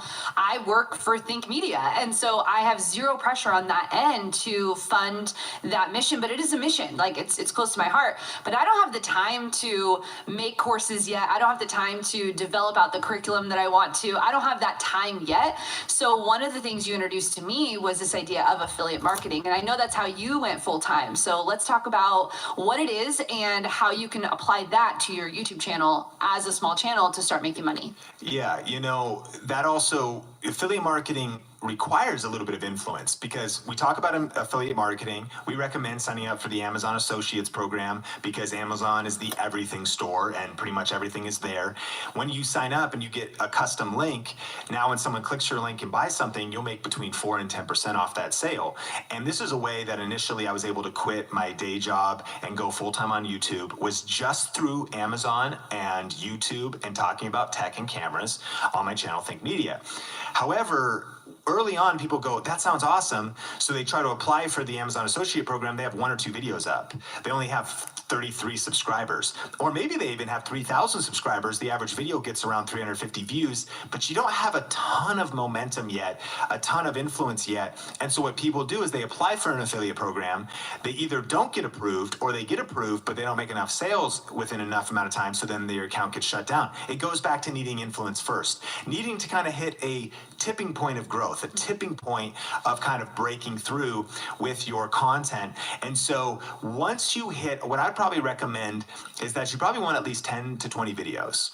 And it would be ideal to probably have at least 500 to 1,000 subscribers around there with some level of consistency, not 1,000 to 5,000 subscribers, let's say, that you built over 5 years and they just slowly grew on there. But just like you did, you started knowing you were going to do homeschool. You started with homeschool topic videos.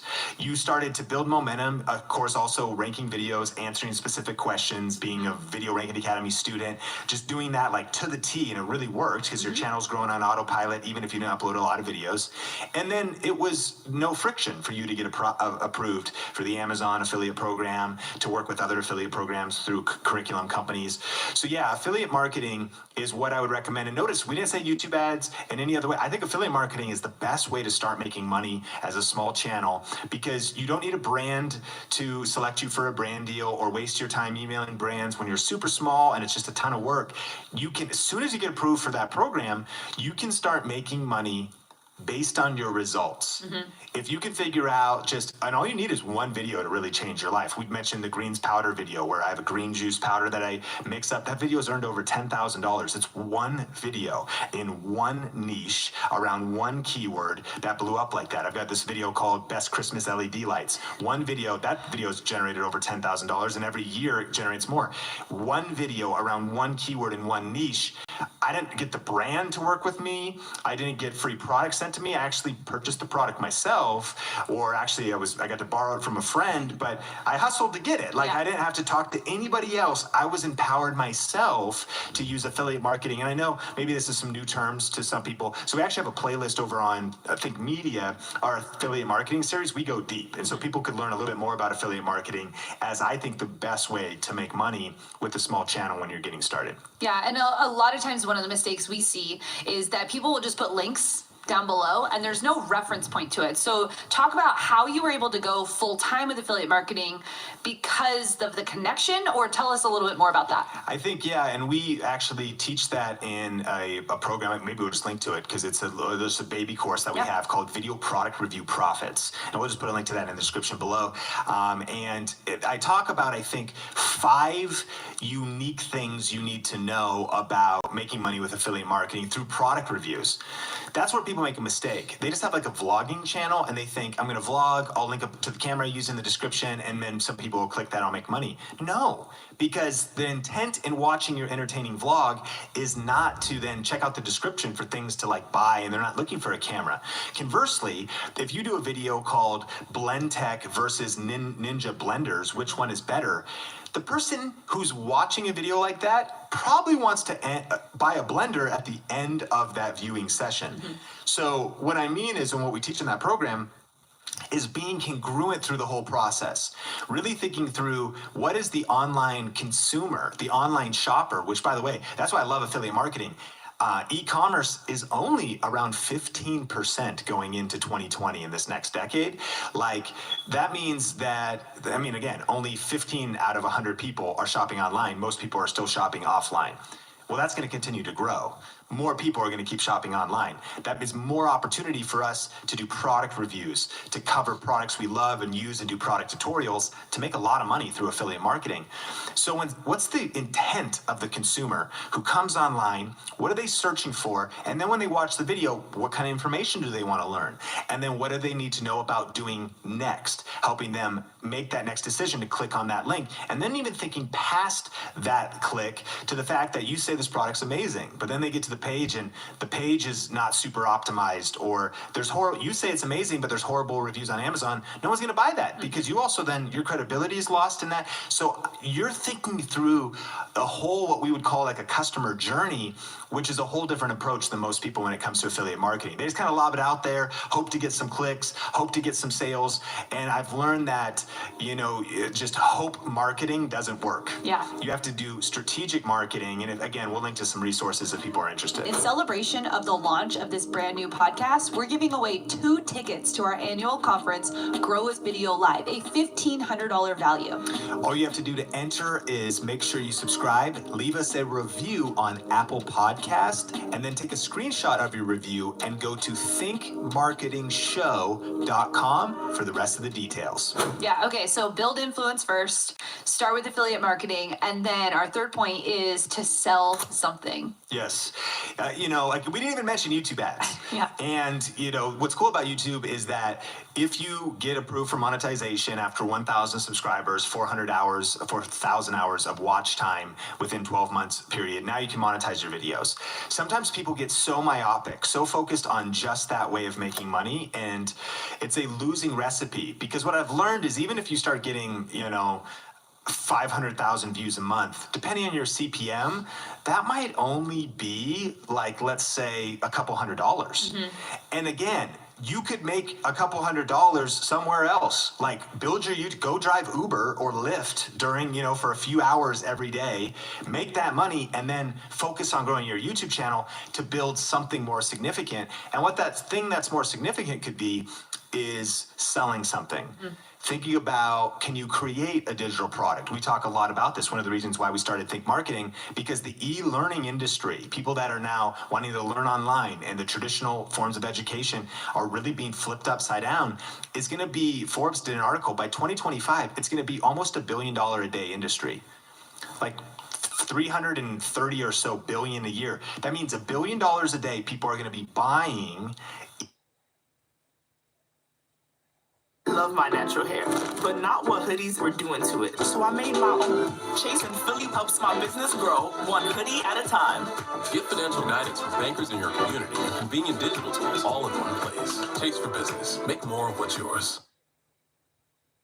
Nature-made magnesium is made to care for your heart, bones, and muscles.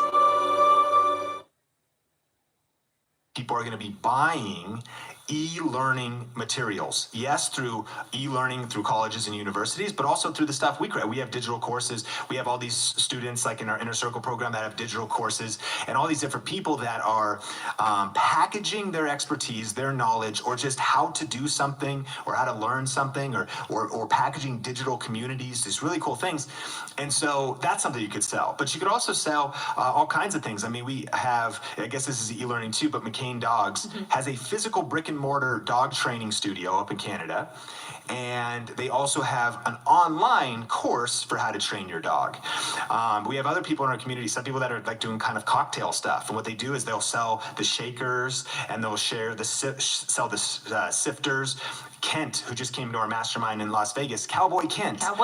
Man, he's got skillets and he's got, spatulas that he sells. So he does cooking videos, crushing with AdSense because he's really grown his channel.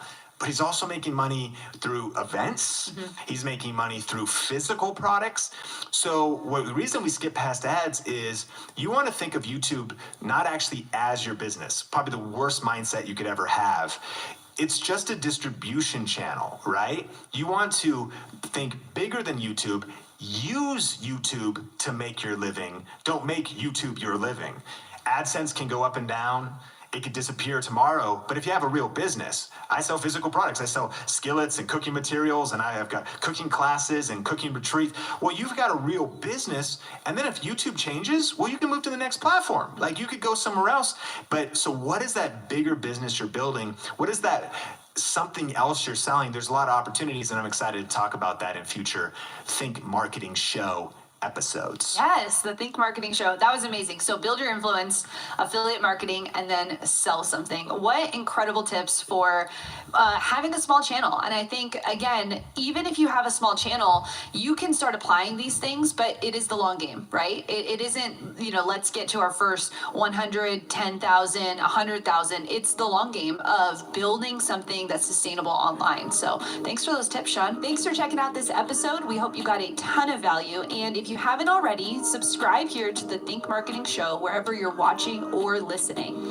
And hey, it would mean the world to us if you would rate and review this show on Apple Podcast. As we grow this movement of purpose-driven content creators, we encourage you to share it with a friend. And we'll see you in the next episode.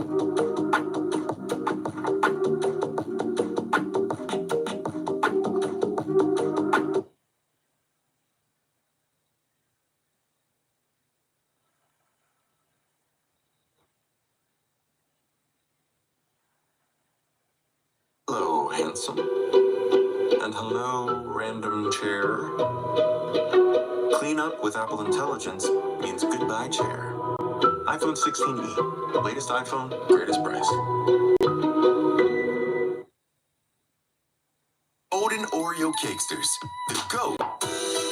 But make it fluffy.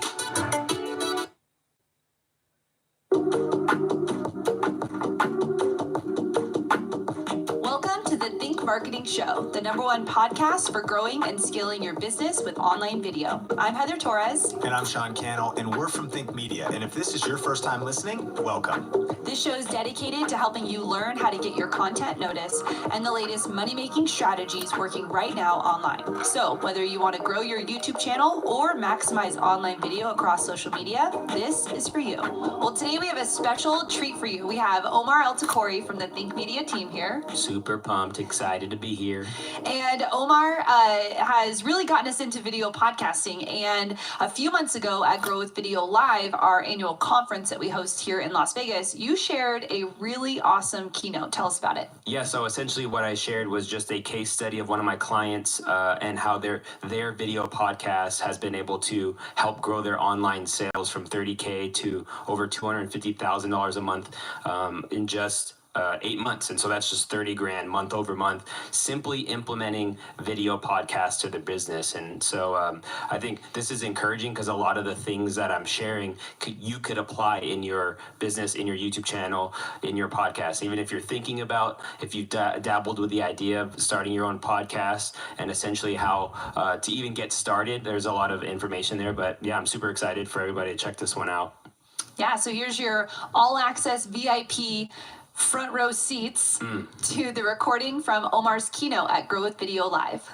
Today I want to talk to you about why you need to start a video podcast, and we're going to talk about a business I took in just a few short months, growing 30K a month in online sales month over month, and then also growing their YouTube channel to 14,000 subscribers in just 9 months. So let's get started. Today's objective, or this session's objective, is I just want to give you reasons using this case study.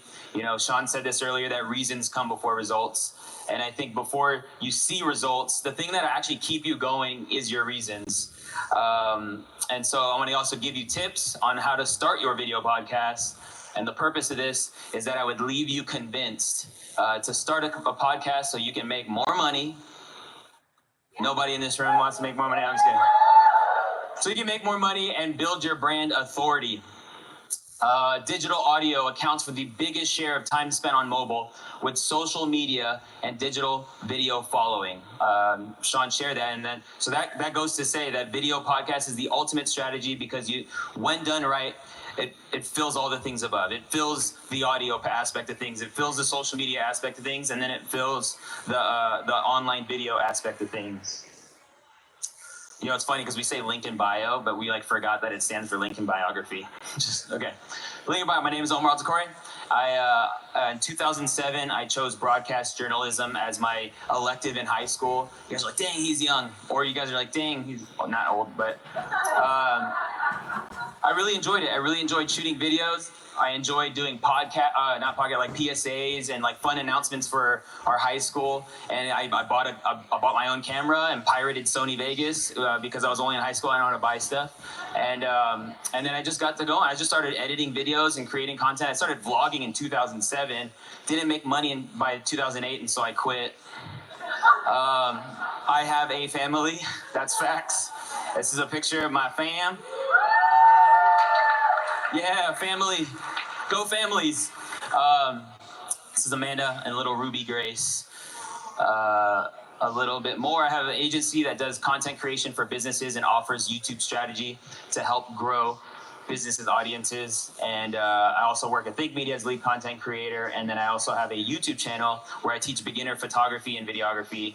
I don't put too much effort in it, but just a power tip that I've applied VRA.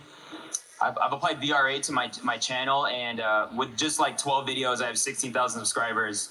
I'm not trying to plug anything other than strategy works, guys. This VRA thing is really legit, and so if you even haven't taken VRA, really reconsider, because posting all these videos on YouTube or posting wherever you want to post it and without having strategy, it's going to be very frustrating. All right, so meet Mike and Shauna Jones. Look how good looking they are. All the spray tan. No, I'm just kidding. We met back in 2015. I was working at a church as a creative director, but also helping with small groups as being small group coaches. And so I was assigned to coach their small group. They had a group that met in their house, and they just talked about life every week. And then I remember there during that time, Shauna was doing lash extensions out of her house, and I also knew them enough that they were grinding. I knew that it wasn't an easy life that they were living, but nonetheless, they decided to give a night of their week to encourage people in our church and have them over, have some pizza, and so this is just like a picture of their house room setup where it was Shauna doing lashes and Mike's doing mortgages at the time. So this is like 2014, 2015.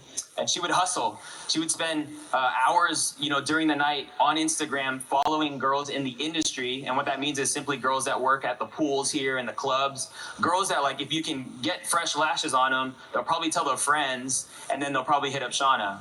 Just a little, that costed nothing but just hours of her time at night. They had a hard time paying the bills. They have a funny story where they were, they're paying rent and they couldn't make rent one month, so they sold the refrigerator to make rent.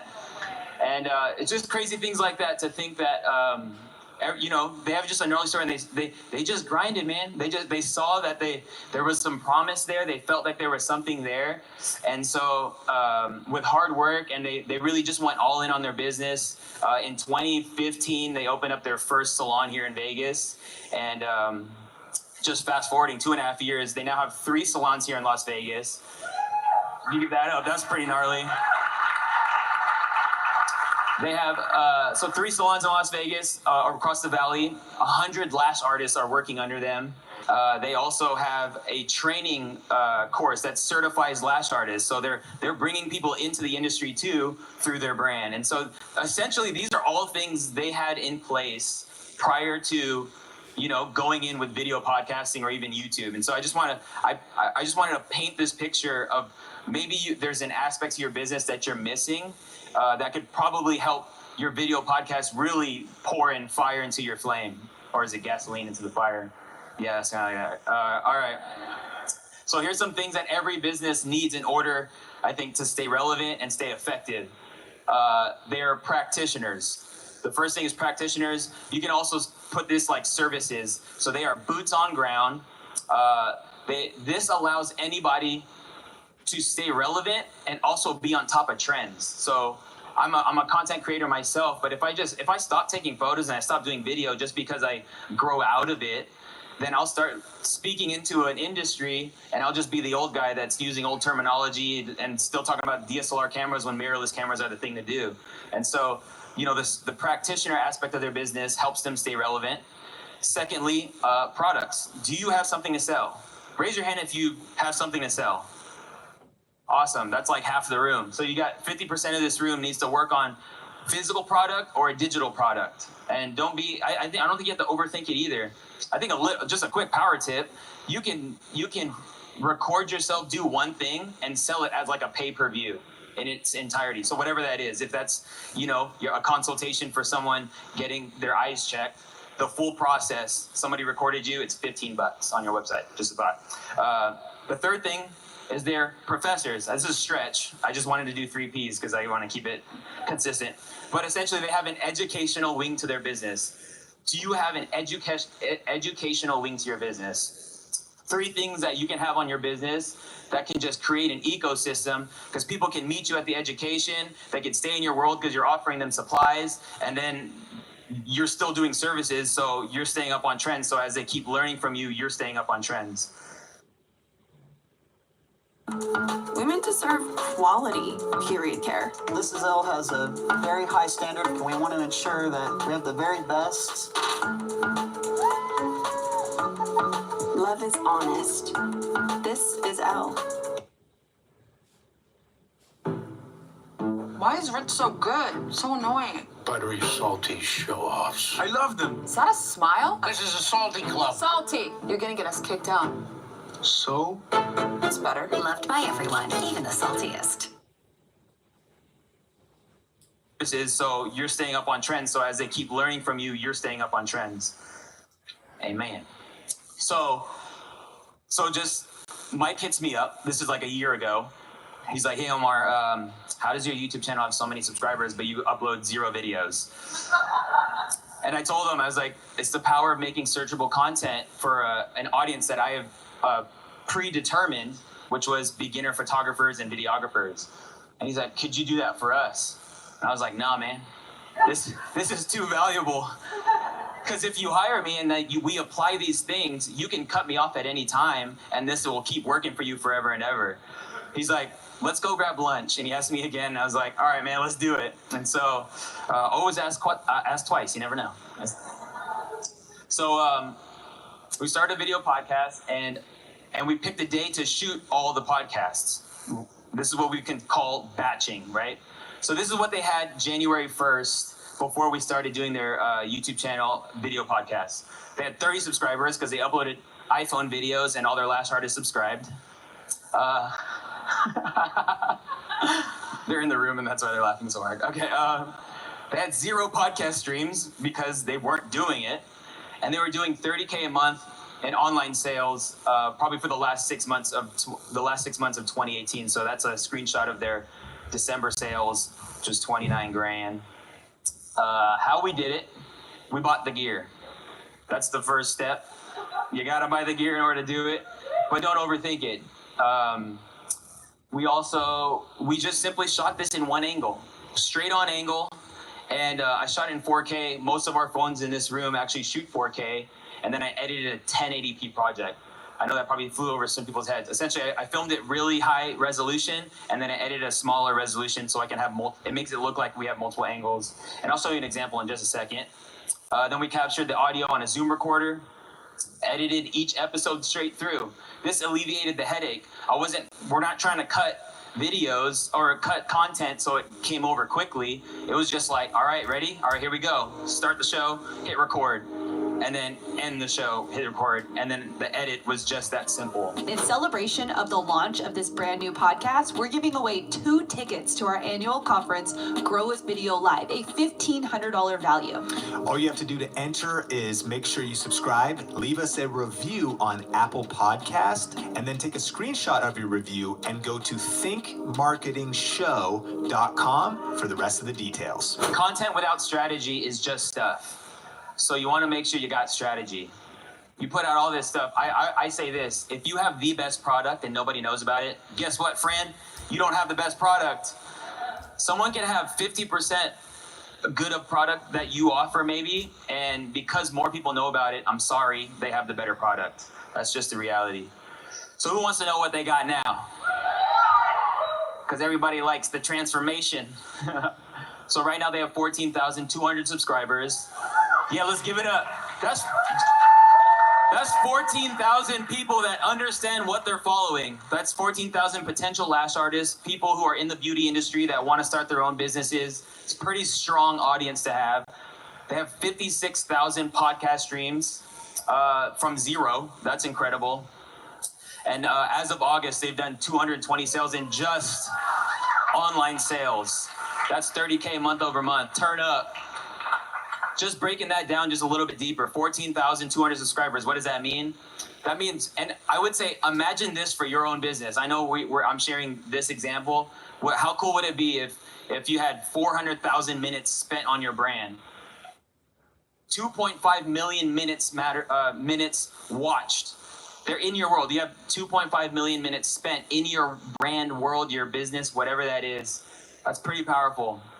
And just a power tip, the Google AdSense already, they're going to make $2,100 as of this point, which I would say was the cost of the podcast equipment we went to go with. So they already made a return on their investment on the podcast setup. Turn up for the ROI. And another cool thing, real-time activity. At any given time in 48 hours, there's about 8,200 people watching their content. So as of right now, maybe there's like 2,000 people just on their stuff. They're here in the audience and they're chilling, but they got strategy. 56,000 podcast streams. What this looks at, this is 4,000 listens a week. They drop 1 podcast episode a week, and they're getting 4,000 listens. Average episode is about 15 minutes, so you can imagine you got 4,000 people listening to you for an hour every month. Pretty powerful. And then growing by 30 grand. What does that really mean? That means they made a ton of money. That also means that 15 people are in their store at any given time. There's Shopify. You can just hop on and it just says that 15 people are in there. That's pretty crazy. Returning customer rate's about 70, and what that speaks of is that people trust them. And it's because they've been able to give away all this free value. there's other lash brands, there's other lash companies, there's other lash supplies, but because they're the ones telling you how to do this stuff, and never do they ever say, buy our stuff. They're just like, yo, we're gonna be doing this wispy lash look. I'll be using these tweezers and this glue. Let's get into it. And then people just, all right, I might as well just buy it from them because I trust them. Tips for your first episode. Just some tips for your first episode of your podcast. The strategy aspect of things. So when we first started the podcast, Mike wanted to share the story of how they came to where they are. And so he's like, dude, let's title this podcast, The Struggle is Real, because the struggle is real. And I was like, that's dope, but nobody's searching The Struggle is Real, right? So I went on YouTube and I saw that people were searching how to start a lash business with no money, which essentially was their story. So that was the title of their video of their first podcast that they put out. And we did the research. That's simply research before you press record, right? And so do the research. Your podcast could be reverse engineered. So don't just go out there and talk about what you want to talk about. See, based off of what you want to talk about, go ahead and search what you want to search and see what people are searching. And you can learn all this through VRA. We learned that probably when you start off, you want to start with volume. So we started with 8 podcasts for the first 2 months. So we dropped 2 episodes every week for every month. That may sound like a lot for you guys, but I would actually disagree because we shot those all in one day. Power tip to them, power tip to me, but at the same time, it's doable. Just like hunker down and get her done. I don't know why I said that. Okay. Okay. And then another thing that they did up front, and something you can do is they did a giveaway every episode. So it was about a month-long giveaway. And when they announced the winner, the following episode, they started a new giveaway. And it increased shareability. It grew the email list for the podcast. But you can give away something during the episode.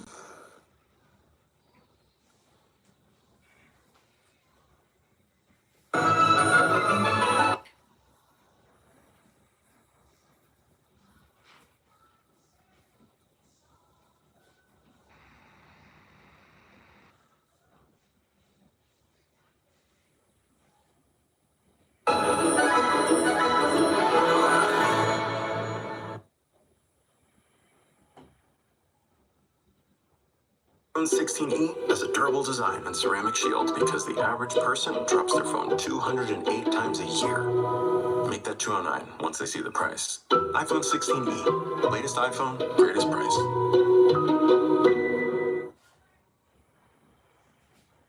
Another thing is, this may be obvious, maybe not be, but post your podcasts. If you film them, if you record them, post them on YouTube and post them to podcasts. You create the standard for what your audience expects from you. I think this is powerful because I wrote it. I'm just kidding. Wow, Omar, chill, bro. No, it's fresh though. What I mean by that is because we started off with long form content, people met them with long form content, and nobody will expect less from you. And so with every episode being about 15 minutes, sometimes 20, sometimes 12, nobody's expecting less. I would actually say, like on Think Media, we're fighting for attention because it's different kinds of content, but we also didn't start off this way. So if you have yet to start, it's not a bad idea to start with longer form content, because if people stumble on your stuff, find value, they won't expect anything less from you. Thank you. So what are some lessons we learned so far? Number one, that there's a massive opportunity for your business and brand to be have a podcast. Secondly, is that there's a people waiting for you. I think sometimes we forget that. We make it all about us. Like, I don't have this, I look like this. But legit, there's people waiting for content that is coming from your perspective, coming from your experiences and things like that. And so think about the people. I think that alleviates the pressure altogether, in the sense that there is a group of people that need this stuff. I need to get it into their hands. Podcasts can be monetized. We definitely learned that. I would say before I tapped into the world of online marketing and networking and stuff, that I always thought podcasts were such a free thing. And the way we monetize this, obviously, is they have the supply chain. This can also be monetized if they want to sell ad space on their podcast. We actually, though, they use it for their own promotion. So they self-promote, which you notice, like they promote their classes on there, and they promote speaking engagements. They've also been invited to speak at LashCon this October, which is pretty crazy.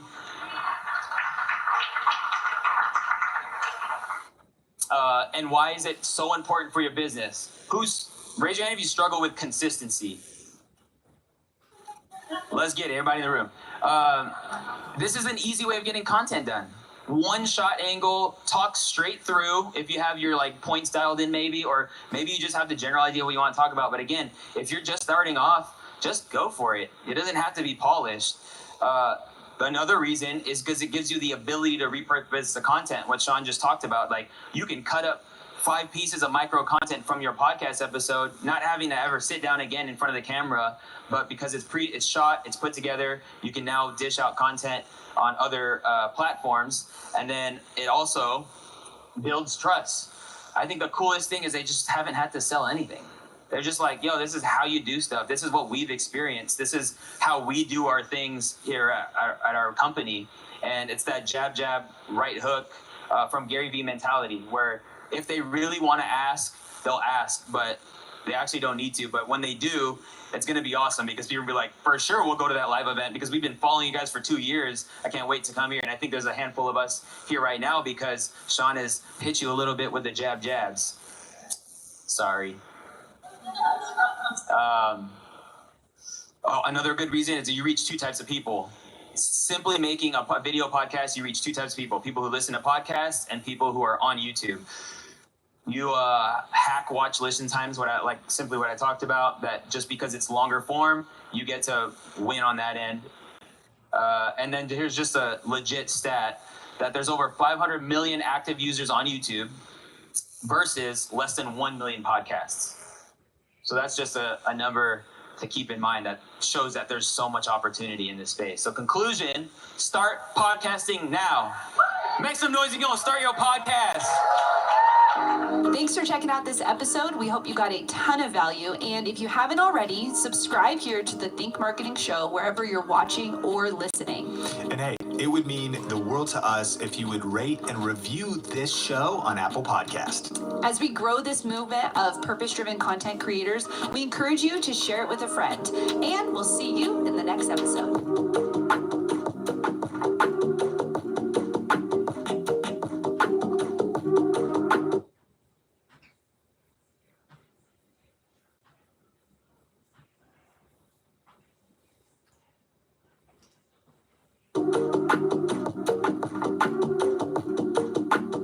Welcome to the Think Marketing Show, the #1 podcast for growing and scaling your business with online video. I'm Heather Torres. And I'm Sean Cannell, and we're from Think Media. And if this is your first time listening, welcome. This show is dedicated to helping you learn how to get your content noticed and the latest money-making strategies working right now online. So whether you want to grow your YouTube channel or maximize online video across social media, this is for you. We're talking all about scripting videos today.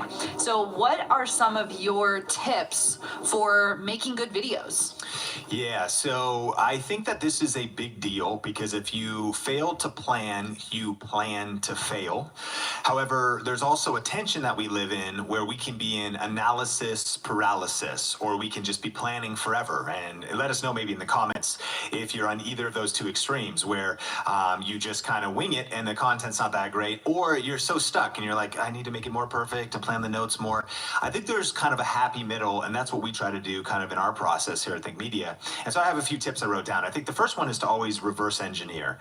You got to start with the end in mind. Like, what is even the point of this YouTube video? Is the point of the video actually just to experiment? Like, are you just trying to kind of figure out YouTube, get comfortable on camera? Then why are you even overthinking it? Just grab your phone, hit record, and start shooting.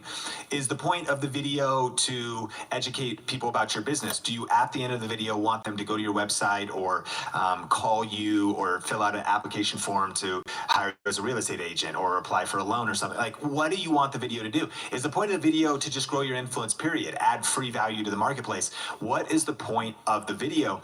And a lot of times we don't start with the end in mind. We just start recording and then we go, well, how should we position this? Or what is the purpose of this video? Have you noticed this? Yeah, definitely. I think even in my own content creation, I sometimes skip this step, and then it makes putting the video out even harder. If you don't already just know where's this going, who's this for, what type of content am I putting in this video, and why am I making this video, it makes it so much harder at the end. So I think that reverse engineering, like you're saying, is so critical. And as a new creator, it was one of the things I struggled with the most, because not only was it hard to get comfortable in front of the camera and gain confidence to turn the camera on, but then to think, I need to know where this is going and what this is for and who this is for. That's a lot of complexity in video creation. And so this piece to me has been one of the biggest growth that I've had in creating videos. And I think this right here is one of the biggest pieces that you teach in all of video creation. Yeah, totally. And our friend Peter actually says it this way. He says, think things through, then follow through. Mm-hmm. And we're so busy in today's culture, and we're on our phones, and we feel frantic to create a video. Like, slow down, plan on paper, and really just brainstorm some ideas and answer some of those questions. Okay, what do I really want to do with this? How do I want to show up for the video?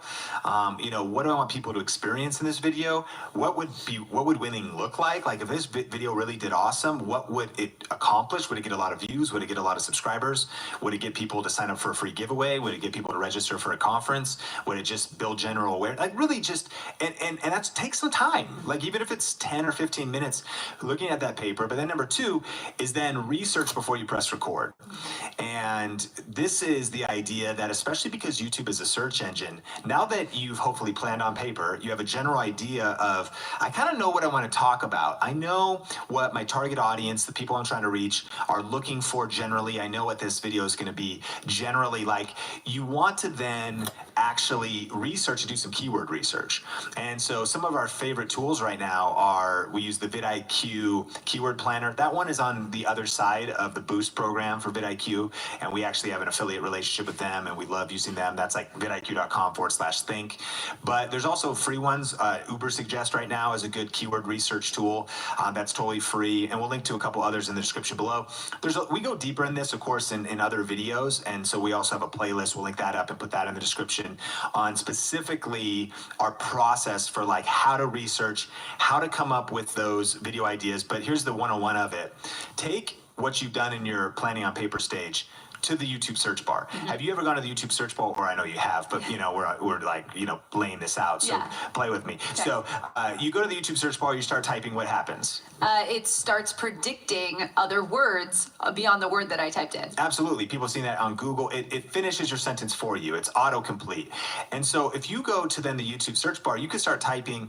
You know that in reverse engineer stage, you're like, okay, what I want to talk about is, I know I've got a cooking channel, and I want to talk about how to cook steak in a frying pan, which is going to be different than baking it, different than a grill. So you start typing like how to cook steak. Well, that's too broad, and you actually will see, and people could test this at home, it'll finish your sentence for you. It'll be like how to cook steak on a grill, how to cook steak in a frying pan, how to cook steak in an oven, how to cook steak, how to boil steak. And it'll start maybe switching it. That is then what would be 101 of the research phase. And what YouTube is telling you there is, it's telling you the exact keyword phrases that people are searching, like what they're typing into YouTube in order. So then there's a list of them. The top one is the most searched on YouTube. The bottom one is the least searched. And this is like, now it's giving you so much clarity. because it's basically telling you, okay, this is the way I should now position what I've planned. This is what will be probably influencing my title. This will influence the whole rest of the process. And here's the thing, most people miss these first 2 steps and therefore their results suffer on YouTube. Yeah, and I think you're so right. So it's like even before you get to scripting a video, there's actually steps that happen before that are so critical to make sure that the video that you're putting the time and the effort and the energy into actually produce something. 100%. In celebration of the launch of this brand new podcast, we're giving away 2 tickets to our annual conference, Grow with Video Live, a $1,500 value. All you have to do to enter is make sure you subscribe, leave us a review on Apple Podcast, and then take a screenshot of your review and go to thinkmarketingshow.com for the rest of the details. So then, okay, we've now defined the keywords that we want. The number 3 is really interesting because I thought when I first started creating videos that this next step was like towards the end after you made the video, but it's not. What's number 3? So then number 3 is I actually think you should plan out your title next. And so you haven't even outlined your video. You maybe have some rough ideas on paper. You have some keyword research. So maybe now you know that your video is about how to prepare your 2020 taxes or how to new 2020 tax laws if you're in accounting. This applies for any industry. Like people are searching for specific things in any industry, you know, how to, it could be marketing, like how to build a sales funnel or how to fix a WordPress plugin, like a million things. Best settings for the Canon M50, like those are types of videos we do. So you kind of have the keywords, but now you want to actually figure out the title, meaning how is it going to be? Now you don't have to make it perfect yet, but this again is going to set the North Star for the entire video. Sometimes what you'll learn here is that you also might be sitting on more than one video.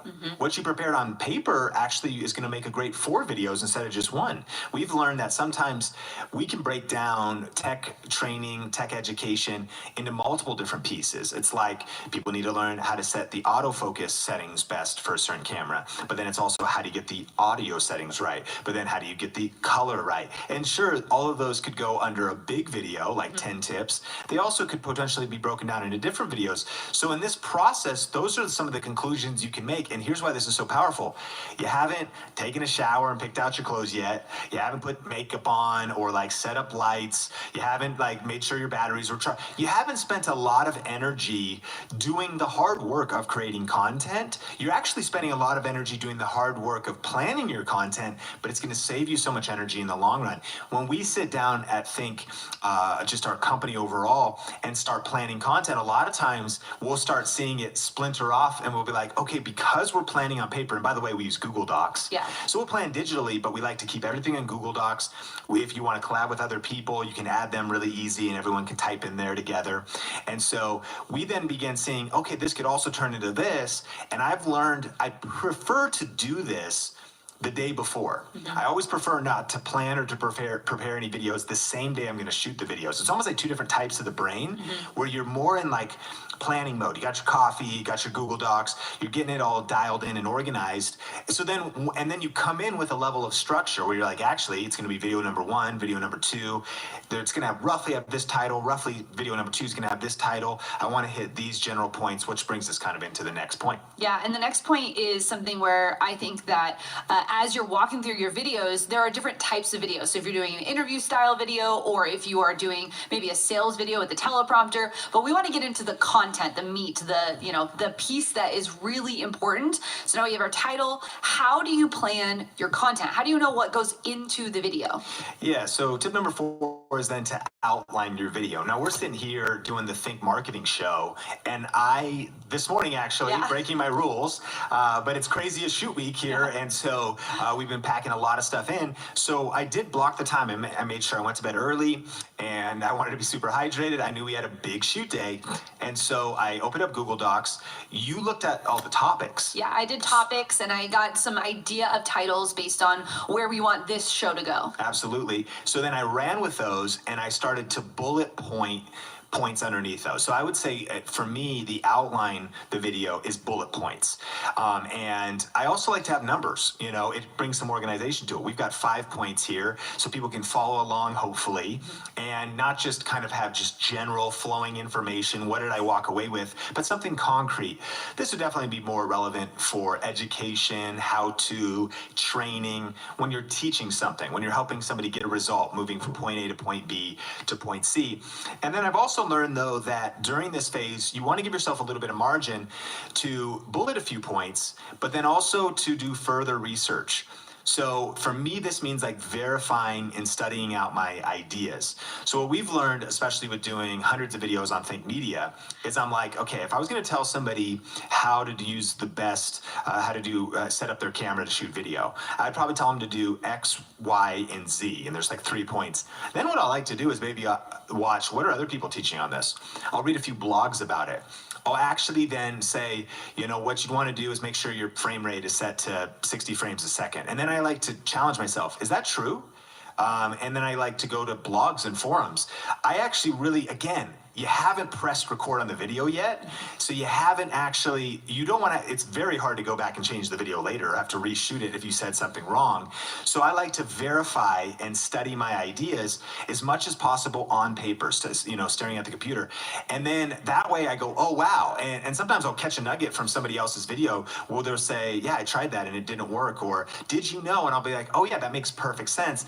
And it'll just tweak one of my ideas and take it to just kind of another level. It's giving the content some time to breathe, and if possible, where this becomes really powerful is if you do space this out even more.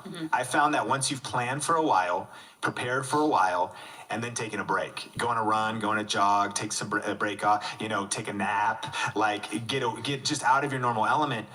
I don't know if people are like me. Tell me if you're like this in the comments. Like, if you're doing something else, you're driving with your kids, and all of a sudden an idea pops in your head, and you're like, wait a minute, I totally forgot a whole point. Have you ever noticed that happen? Yeah. You let your prepared content breathe, and it actually makes it stronger, and you haven't even pressed record yet. Yeah, it's so critical that these steps that we're doing before we even press record, it makes shoot days so much easier. I know we've found here at Think Media that if we are planned, we will miss entire shoot days because we end up planning these types of things. And one of the things I love that you've taught me is that once you start making those lists, like 5 things, you challenge yourself to say, well, are there 7 steps versus 5 steps? And really thinking about, are you putting out the best content, and are you actually sharing everything for that person to get from point A to point B? So the next is the final notes. What is that like?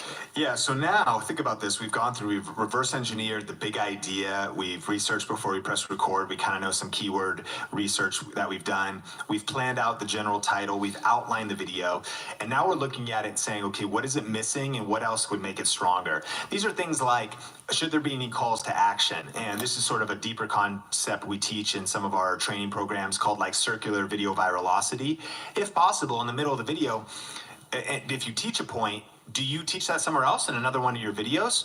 You could link to that. And that's then being able to say, just like we kind of did in this video, if you want to learn more about research before you press record, click or tap the YouTube card or click the link in the description below.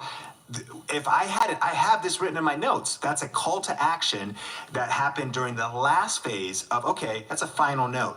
Where could I weave in some things like that? Are there any props that we need? We're shooting a batch of the Think Media show today, and so I brought like 7 different shirts just so I could go through the different shirts for the shoot. And so make sure I have those prepared. Are there people that we need? Do we need any help with this? Or it's like, hey man, can you be there to help me set up? And even if you're doing this solo, you're like, hey honey, can you make sure the kids aren't in the house? Like looking ahead, like what else, is there any final notes, and getting that all on paper. Again, if you fail to plan, you plan to fail. This is that strategic, one of our favorite quotes is Sun Tzu, author of The Art of War, famous military general. Every battle is won before it's even fought. And I think that's why a lot of entrepreneurs are losing, and a lot of people, content creators are losing, is because they're so frantic right now. They haven't taken the time to slow down and really strategize, to slow down and really think things through and then follow through. If every battle is won before it's ever fought, that means we're planning on paper. It means that you're standing over the, the battlefield with the miniature, characters and thinking, okay, am I thinking all this through? Do we have the gear we need, the notes we need? And things can happen because this is stuff that gets us tripped up. Once you even think of, this could be notes about, okay, what gear do I need? Or, what outfit? Do I need to charge the batteries? Do I need to make sure that, oh shoot, that's right, my camera is at my sister's house. Like, I'm not going to be able to shoot tomorrow. This stuff happens all the time. And we've noticed that it'll just trip your shoot up. You're like, tomorrow I'm going to get like 5 videos done. I mean, like, I don't know, give me an amen in the comments if you're like, completely. I thought Saturday morning was going to be this really effective thing. And then I was like, oh, that's right. I didn't plug my camera in and I have to wait hours to charge the battery for my camera. All those little types of deal. I know this could kind of sound overwhelming, but it's actually by investing in energy, in scripting your videos and planning them ahead of time that it saves you massive energy in the future. Yeah. Are there any parts of videos that you do like to actually script out word for word? Like, what are the key elements in a video that you think need to be in it when people are actually at the phase of getting those video scripts done? In my opinion, I think the most important part of, so for me, I'm good with an outline and just bullet pointing the points, and that'll keep me on track, maybe adding in some call to actions, any other notes that need to be added under each point, or a disclaimer, or by the way, but the hook, the intro, the first 10 seconds, it could be 30 seconds, it could even be a minute, I believe should almost potentially be scripted word for word, especially if you're newer to YouTube videos and to kind of marketing and grabbing people's attention, because people will forgive you and watch the rest of the video if you've set it up right. But if you mess up those first few seconds and you don't create some curiosity, if you don't hook people's attention, making them want to watch more, if you don't actually set the stage for what they're about to learn and they're not even interested in learning more, if you don't maybe say there's 5 points coming up, or have any kind of nuggets, you want to think through all those types of things. And that's probably a topic for a whole nother episode of the Think Media Show someday. But yeah, I will oftentimes write a sentence or 2 or 3, and I'll try to nail that hook in that intro. And then after that, I kind of relax a little bit and then just try to hit the bullet points. But that's some precious time. And with everybody scrolling through the different social media platforms, you only have a few seconds. There's actually the goldfish rule that they did a study, Microsoft did a study, that goldfish have an attention span of 8 seconds. But humans now, because of social media and phones, our attention span is now 7 seconds. So Heather, you've got the attention span of a goldfish. I know, I feel it. Yeah, I know, as do I. You know what I mean? And so that means that, what are you going to do in those first few seconds to get people to watch the rest of the video? If you could have the most life-changing information at minute 4 in your video, but if you don't set the stage right, people may never get there. So invest extra energy when you're writing your outline, potentially scripting your hook. So good, Sean. Thank you for those 5 points. And I think one of the things that I've learned from you is that it's okay to mess up. As you're going through and making these videos and you're doing these scripts, that it's okay to not always have it perfect, right? But then there is that point where when you're producing the video, that you can bring your personality to it, but making sure that you're hitting these key 5 things is something that has massively changed my brand and what I've been able to do. So if you like this type of content, we are here for you. We are creating content just like this, and I want to know in the comment section, do you script your videos? Let us know. And what type of videos do you want to see here on the Think Marketing Show? Thanks for checking out this episode. We hope you got a ton of value. And if you haven't already, subscribe here to the Think Marketing Show wherever you're watching or listening. And hey, it would mean the world to us if you would rate and review this show on Apple Podcast. As we grow this movement of purpose-driven content creators, we encourage you to share it with a friend. And we'll see you in the next episode.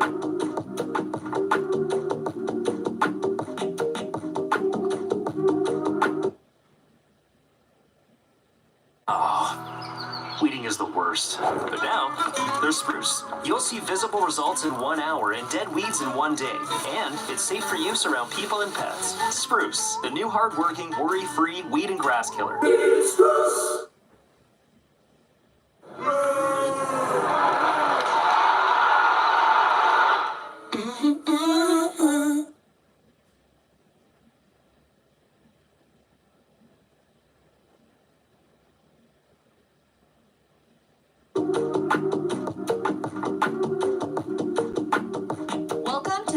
Marketing Show, the #1 podcast for growing and scaling your business with online video. I'm Heather Torres. And I'm Sean Cannell, and we're from Think Media. And if this is your first time listening, welcome. This show is dedicated to helping you learn how to get your content noticed and the latest money-making strategies working right now online. So whether you want to grow your YouTube channel or maximize online video across social media, this is for you. So today we're talking about how to stay consistent on YouTube. This is something I struggle with, Sean. Yeah.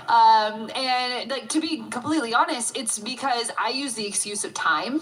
That's my big excuse. And so I want you to bust through my excuse today and give us 4 reasons or 4 ways to stay consistent on YouTube. First of all, why does consistency matter? Yeah, so consistency on YouTube is tough, but consistency in anything that's a challenge is tough. And, why does it matter? Well, consistency is what's required for credibility.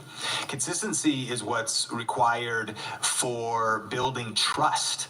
Consistency helps you build momentum. And when you aren't consistent, you lack those essential ingredients of success. Like a business that doesn't have trust or momentum or credibility is not going to be a successful business. And we want to oftentimes have the rewards of a successful YouTube channel without doing the work that it takes to get there. And so being consistent starts a little bit with counting the cost and also, though, considering the reward. Like, the reward of consistency is amazing. When I think about right now on Think Media that we get around 2,000 views every hour on our content. That's because I was consistent for years as a solo creator making videos.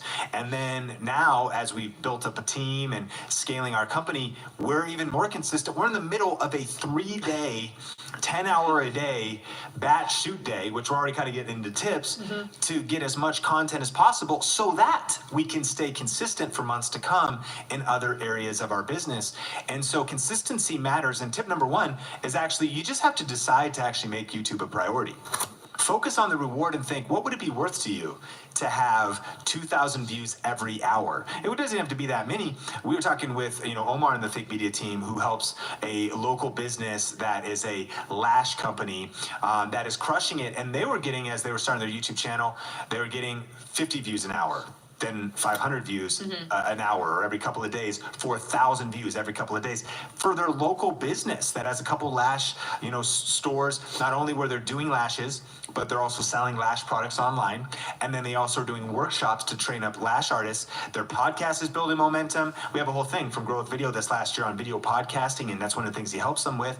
They had to decide to make YouTube a priority. It takes energy. It takes time. It takes them blocking some time on their calendar.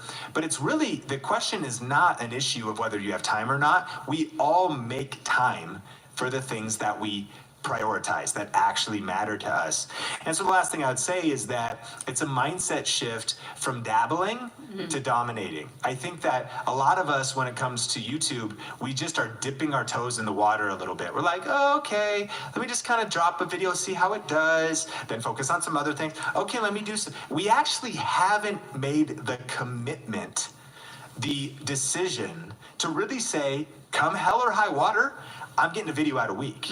I'm gonna figure out a way. I'm gonna figure out the block time on my calendar. I'm gonna figure out shooting a lot of videos all at once.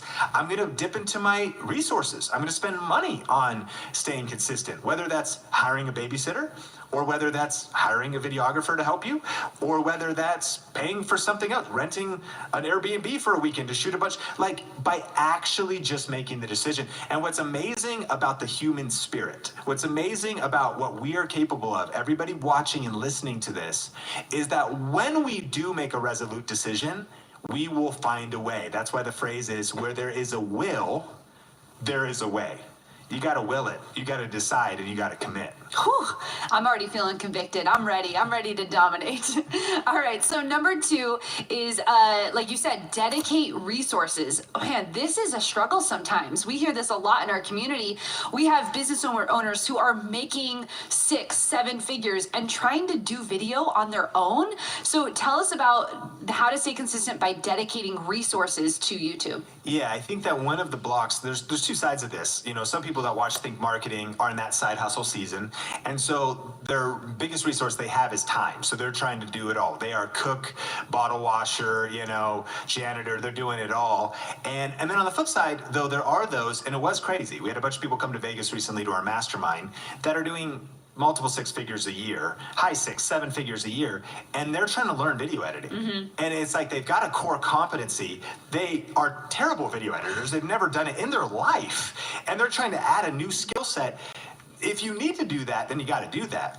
But you start thinking, well, what if you just dedicate some of your money and so that you can buy back time? It makes me think, we've mentioned him a couple times on the Think Marketing show, but Roger, the expert plumber, he has got a 7-figure plumbing business. He made a commitment to dominate YouTube, a commitment to fire his marketing company and shift his dollars towards modern marketing.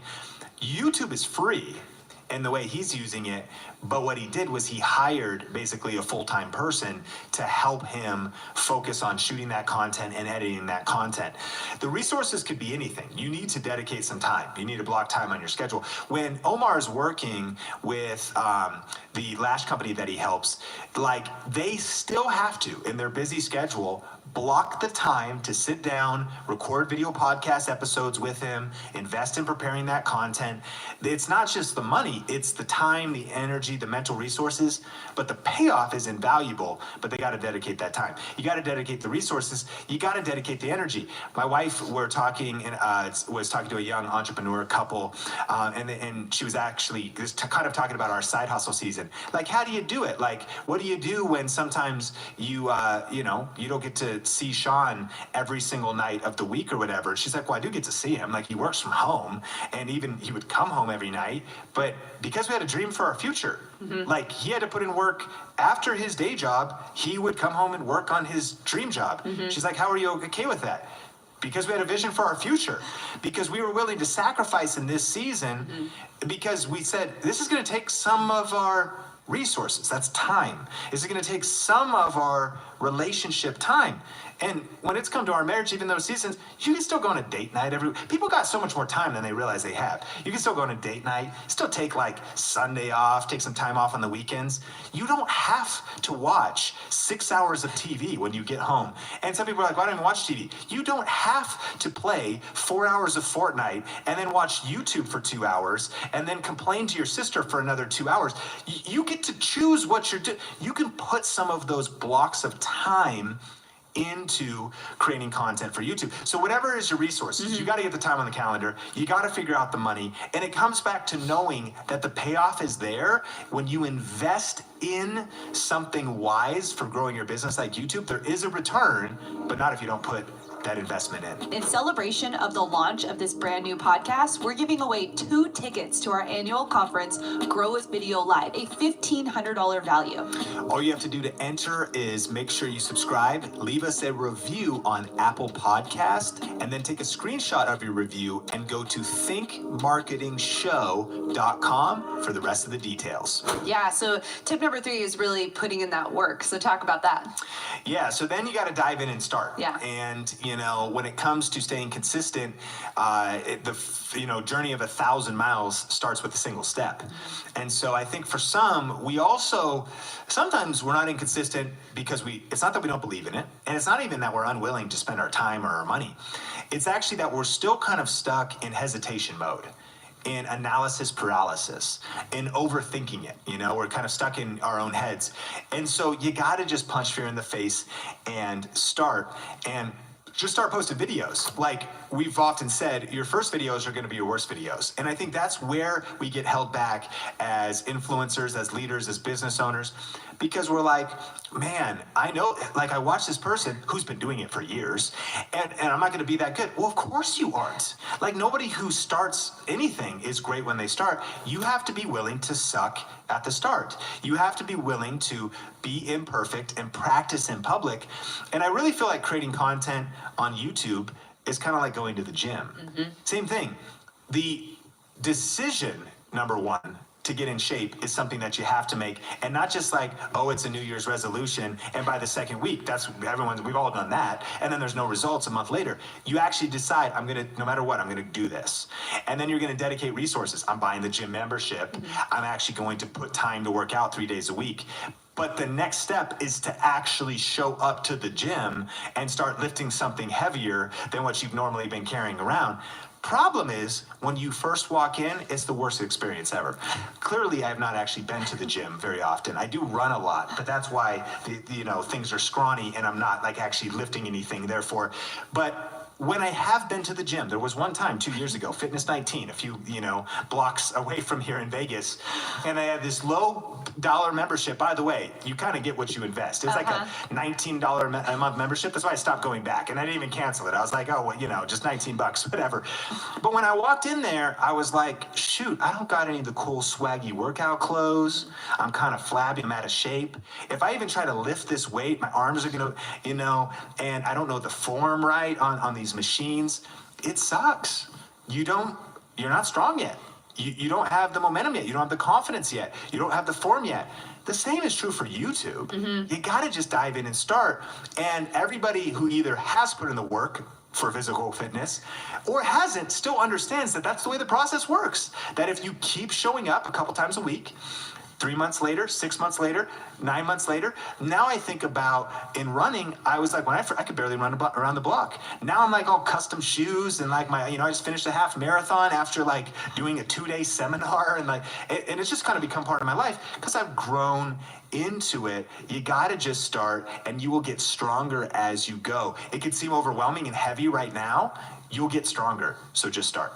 That is so invaluable. That lesson for me has been the catalyst to be able to start creating content on the platform because it allowed me to understand that it's okay to start messy. That's one of the messages that we say over at Think Media and at Growth Video Live.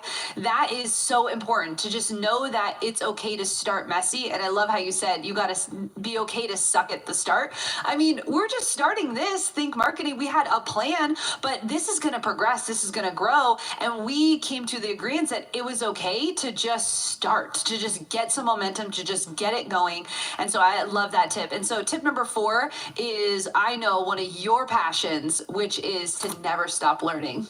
Yeah, I mean, I think that if you want to stay consistent, what worked yesterday just won't work today.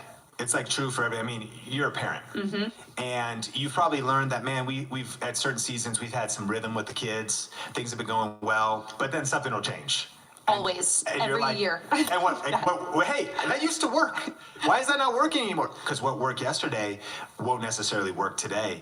And so we always have to be learning and leveling up. We realize that lifelong leaders are lifelong learners. And so what I mean is, it's not just accepting that the way we got content done this year is going to work next year. At Think Media, at our company here, we need to always be evolving. So we're trying to learn faster ways of speeding up. This is a company culture thing, by the way. So Omar on the Think Media team is like a ninja at this, where we used to think that, okay, the way we would capture footage and edit the footage and upload the footage, that had to take a day or that had to take a couple days. Well, now he's doing things where it takes minutes. Like he's compressing like minutes or he's compressing weeks into moments. It's like super crazy, but that's because he continues to learning a new way to do it, a faster way to do it. That's why we also invest in gear. Learning or how to use the gear better, because we're always learning. You never want to stop learning. I just mentioned the running analogy. Running for me has become a habit. And I can run and go further faster than when I started because I do it every week, but I invest in getting better. The momentum I'm creating is because now I watch YouTube videos on how to run, and I'm figuring out things about how my feet work or whatever. And then I'm getting stronger, but I'm also studying. I'm watching documentaries on it and reading books. I just ordered a book on how to run further, faster, and all these different things because I keep learning. That's what we have to do to stay consistent on YouTube. Learn how to be faster and optimizing our videos. We use tools like vidIQ, helps us optimize the videos faster. Learn how to use Studio Beta. That's what a lot of our programs are about, because we understand how little time we have and how much we have to juggle as business owners. So it's just a matter of resourcing. So the way you do it today, you're maybe doing it a little bit slower. That's why some people can pack in more working out in an hour. I'm the type of guy, we're on this like workout analogy, that I go to the gym, it's like do a few bicep curls, check my phone for 10 minutes, you know, like do a few more. And then you see somebody who's doing like circuit training. They just got like a weeks of working out compared to what you did in 40 minutes done while you were there.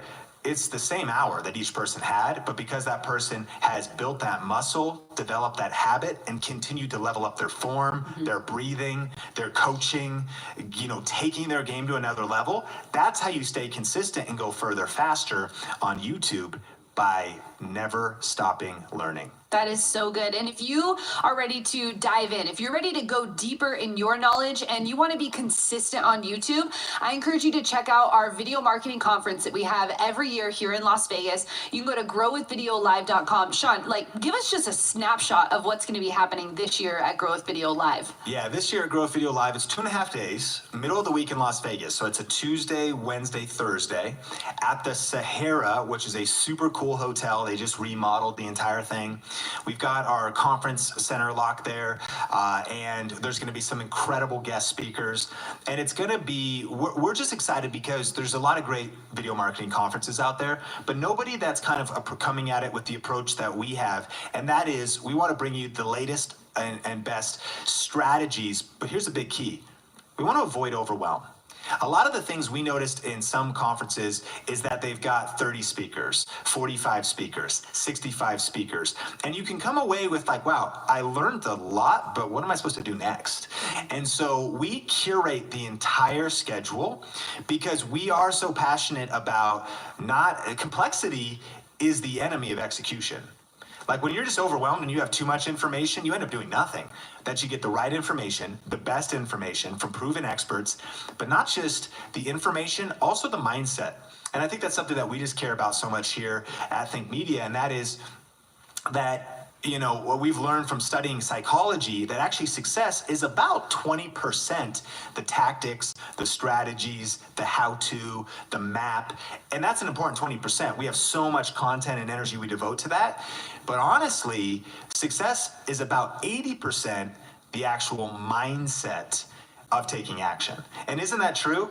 It's not so much that we don't know what we need to do. It's punching fear in the face and doing it. It's actually taking our game to another level by taking our thinking to another level and overcoming some of those blocks in getting confident to be on camera, getting confident to lead at a bigger level and build a team and build momentum and really lean in these platforms and take some risks and put yourself out there and deal with the haters. So our speakers are mixed for that, so that you have a balance of the latest and best strategies, as well as the mindset and actual experts that can help us take our game to another level in every area. And that's probably the final thing as well, that we just kind of have a holistic approach because that's our DNA. That it's not just what are the best YouTube tips. There's conferences for like just YouTube tips. It's what is the bigger picture and how do you actually scale a high impact, purpose-driven business leveraging digital marketing and social media and these modern tools. And so Grow with Video, I think the biggest thing, if you go to growwithvideolive.com, you get to see some of the past videos and kind of get a feel for how our conference is different than anybody else in the industry. And I speak at like, I don't know, about 25 conferences this past year, and I love them all. And getting to go to those different ones, it kind of gave me a point of view of how we could create something different that is not just getting people the right information, but also activating leaders to take massive action and go get results. And that's what we've seen from so many in our community that attend Grow with Video Live. Grow with Video is one of the most incredible conferences if you're going to do anything moving forward in the 21st century. In order to reach people, you need to be utilizing video and social media media platforms. It was groundbreaking for me, and it helped me to realize that I'm not alone. I like the practical because I want to know what are my next steps and how is it that we're going to reach the community and the audience that we're trying to build. And you get that here in every single session. Mine is going to be blown, I guarantee it. Tickets for Grow with Video Live 2020 are on sale now. Go to growwithvideolive.com for all the details and to claim yours. Thanks for checking out this episode. We hope you got a ton of value. And if you haven't already, subscribe here to the Think Marketing Show wherever you're watching or listening. And hey, it would mean the world to us if you would rate and review this show on Apple Podcast. As we grow this movement of purpose-driven content creators, we encourage you to share it with a friend. And we'll see you in the next episode.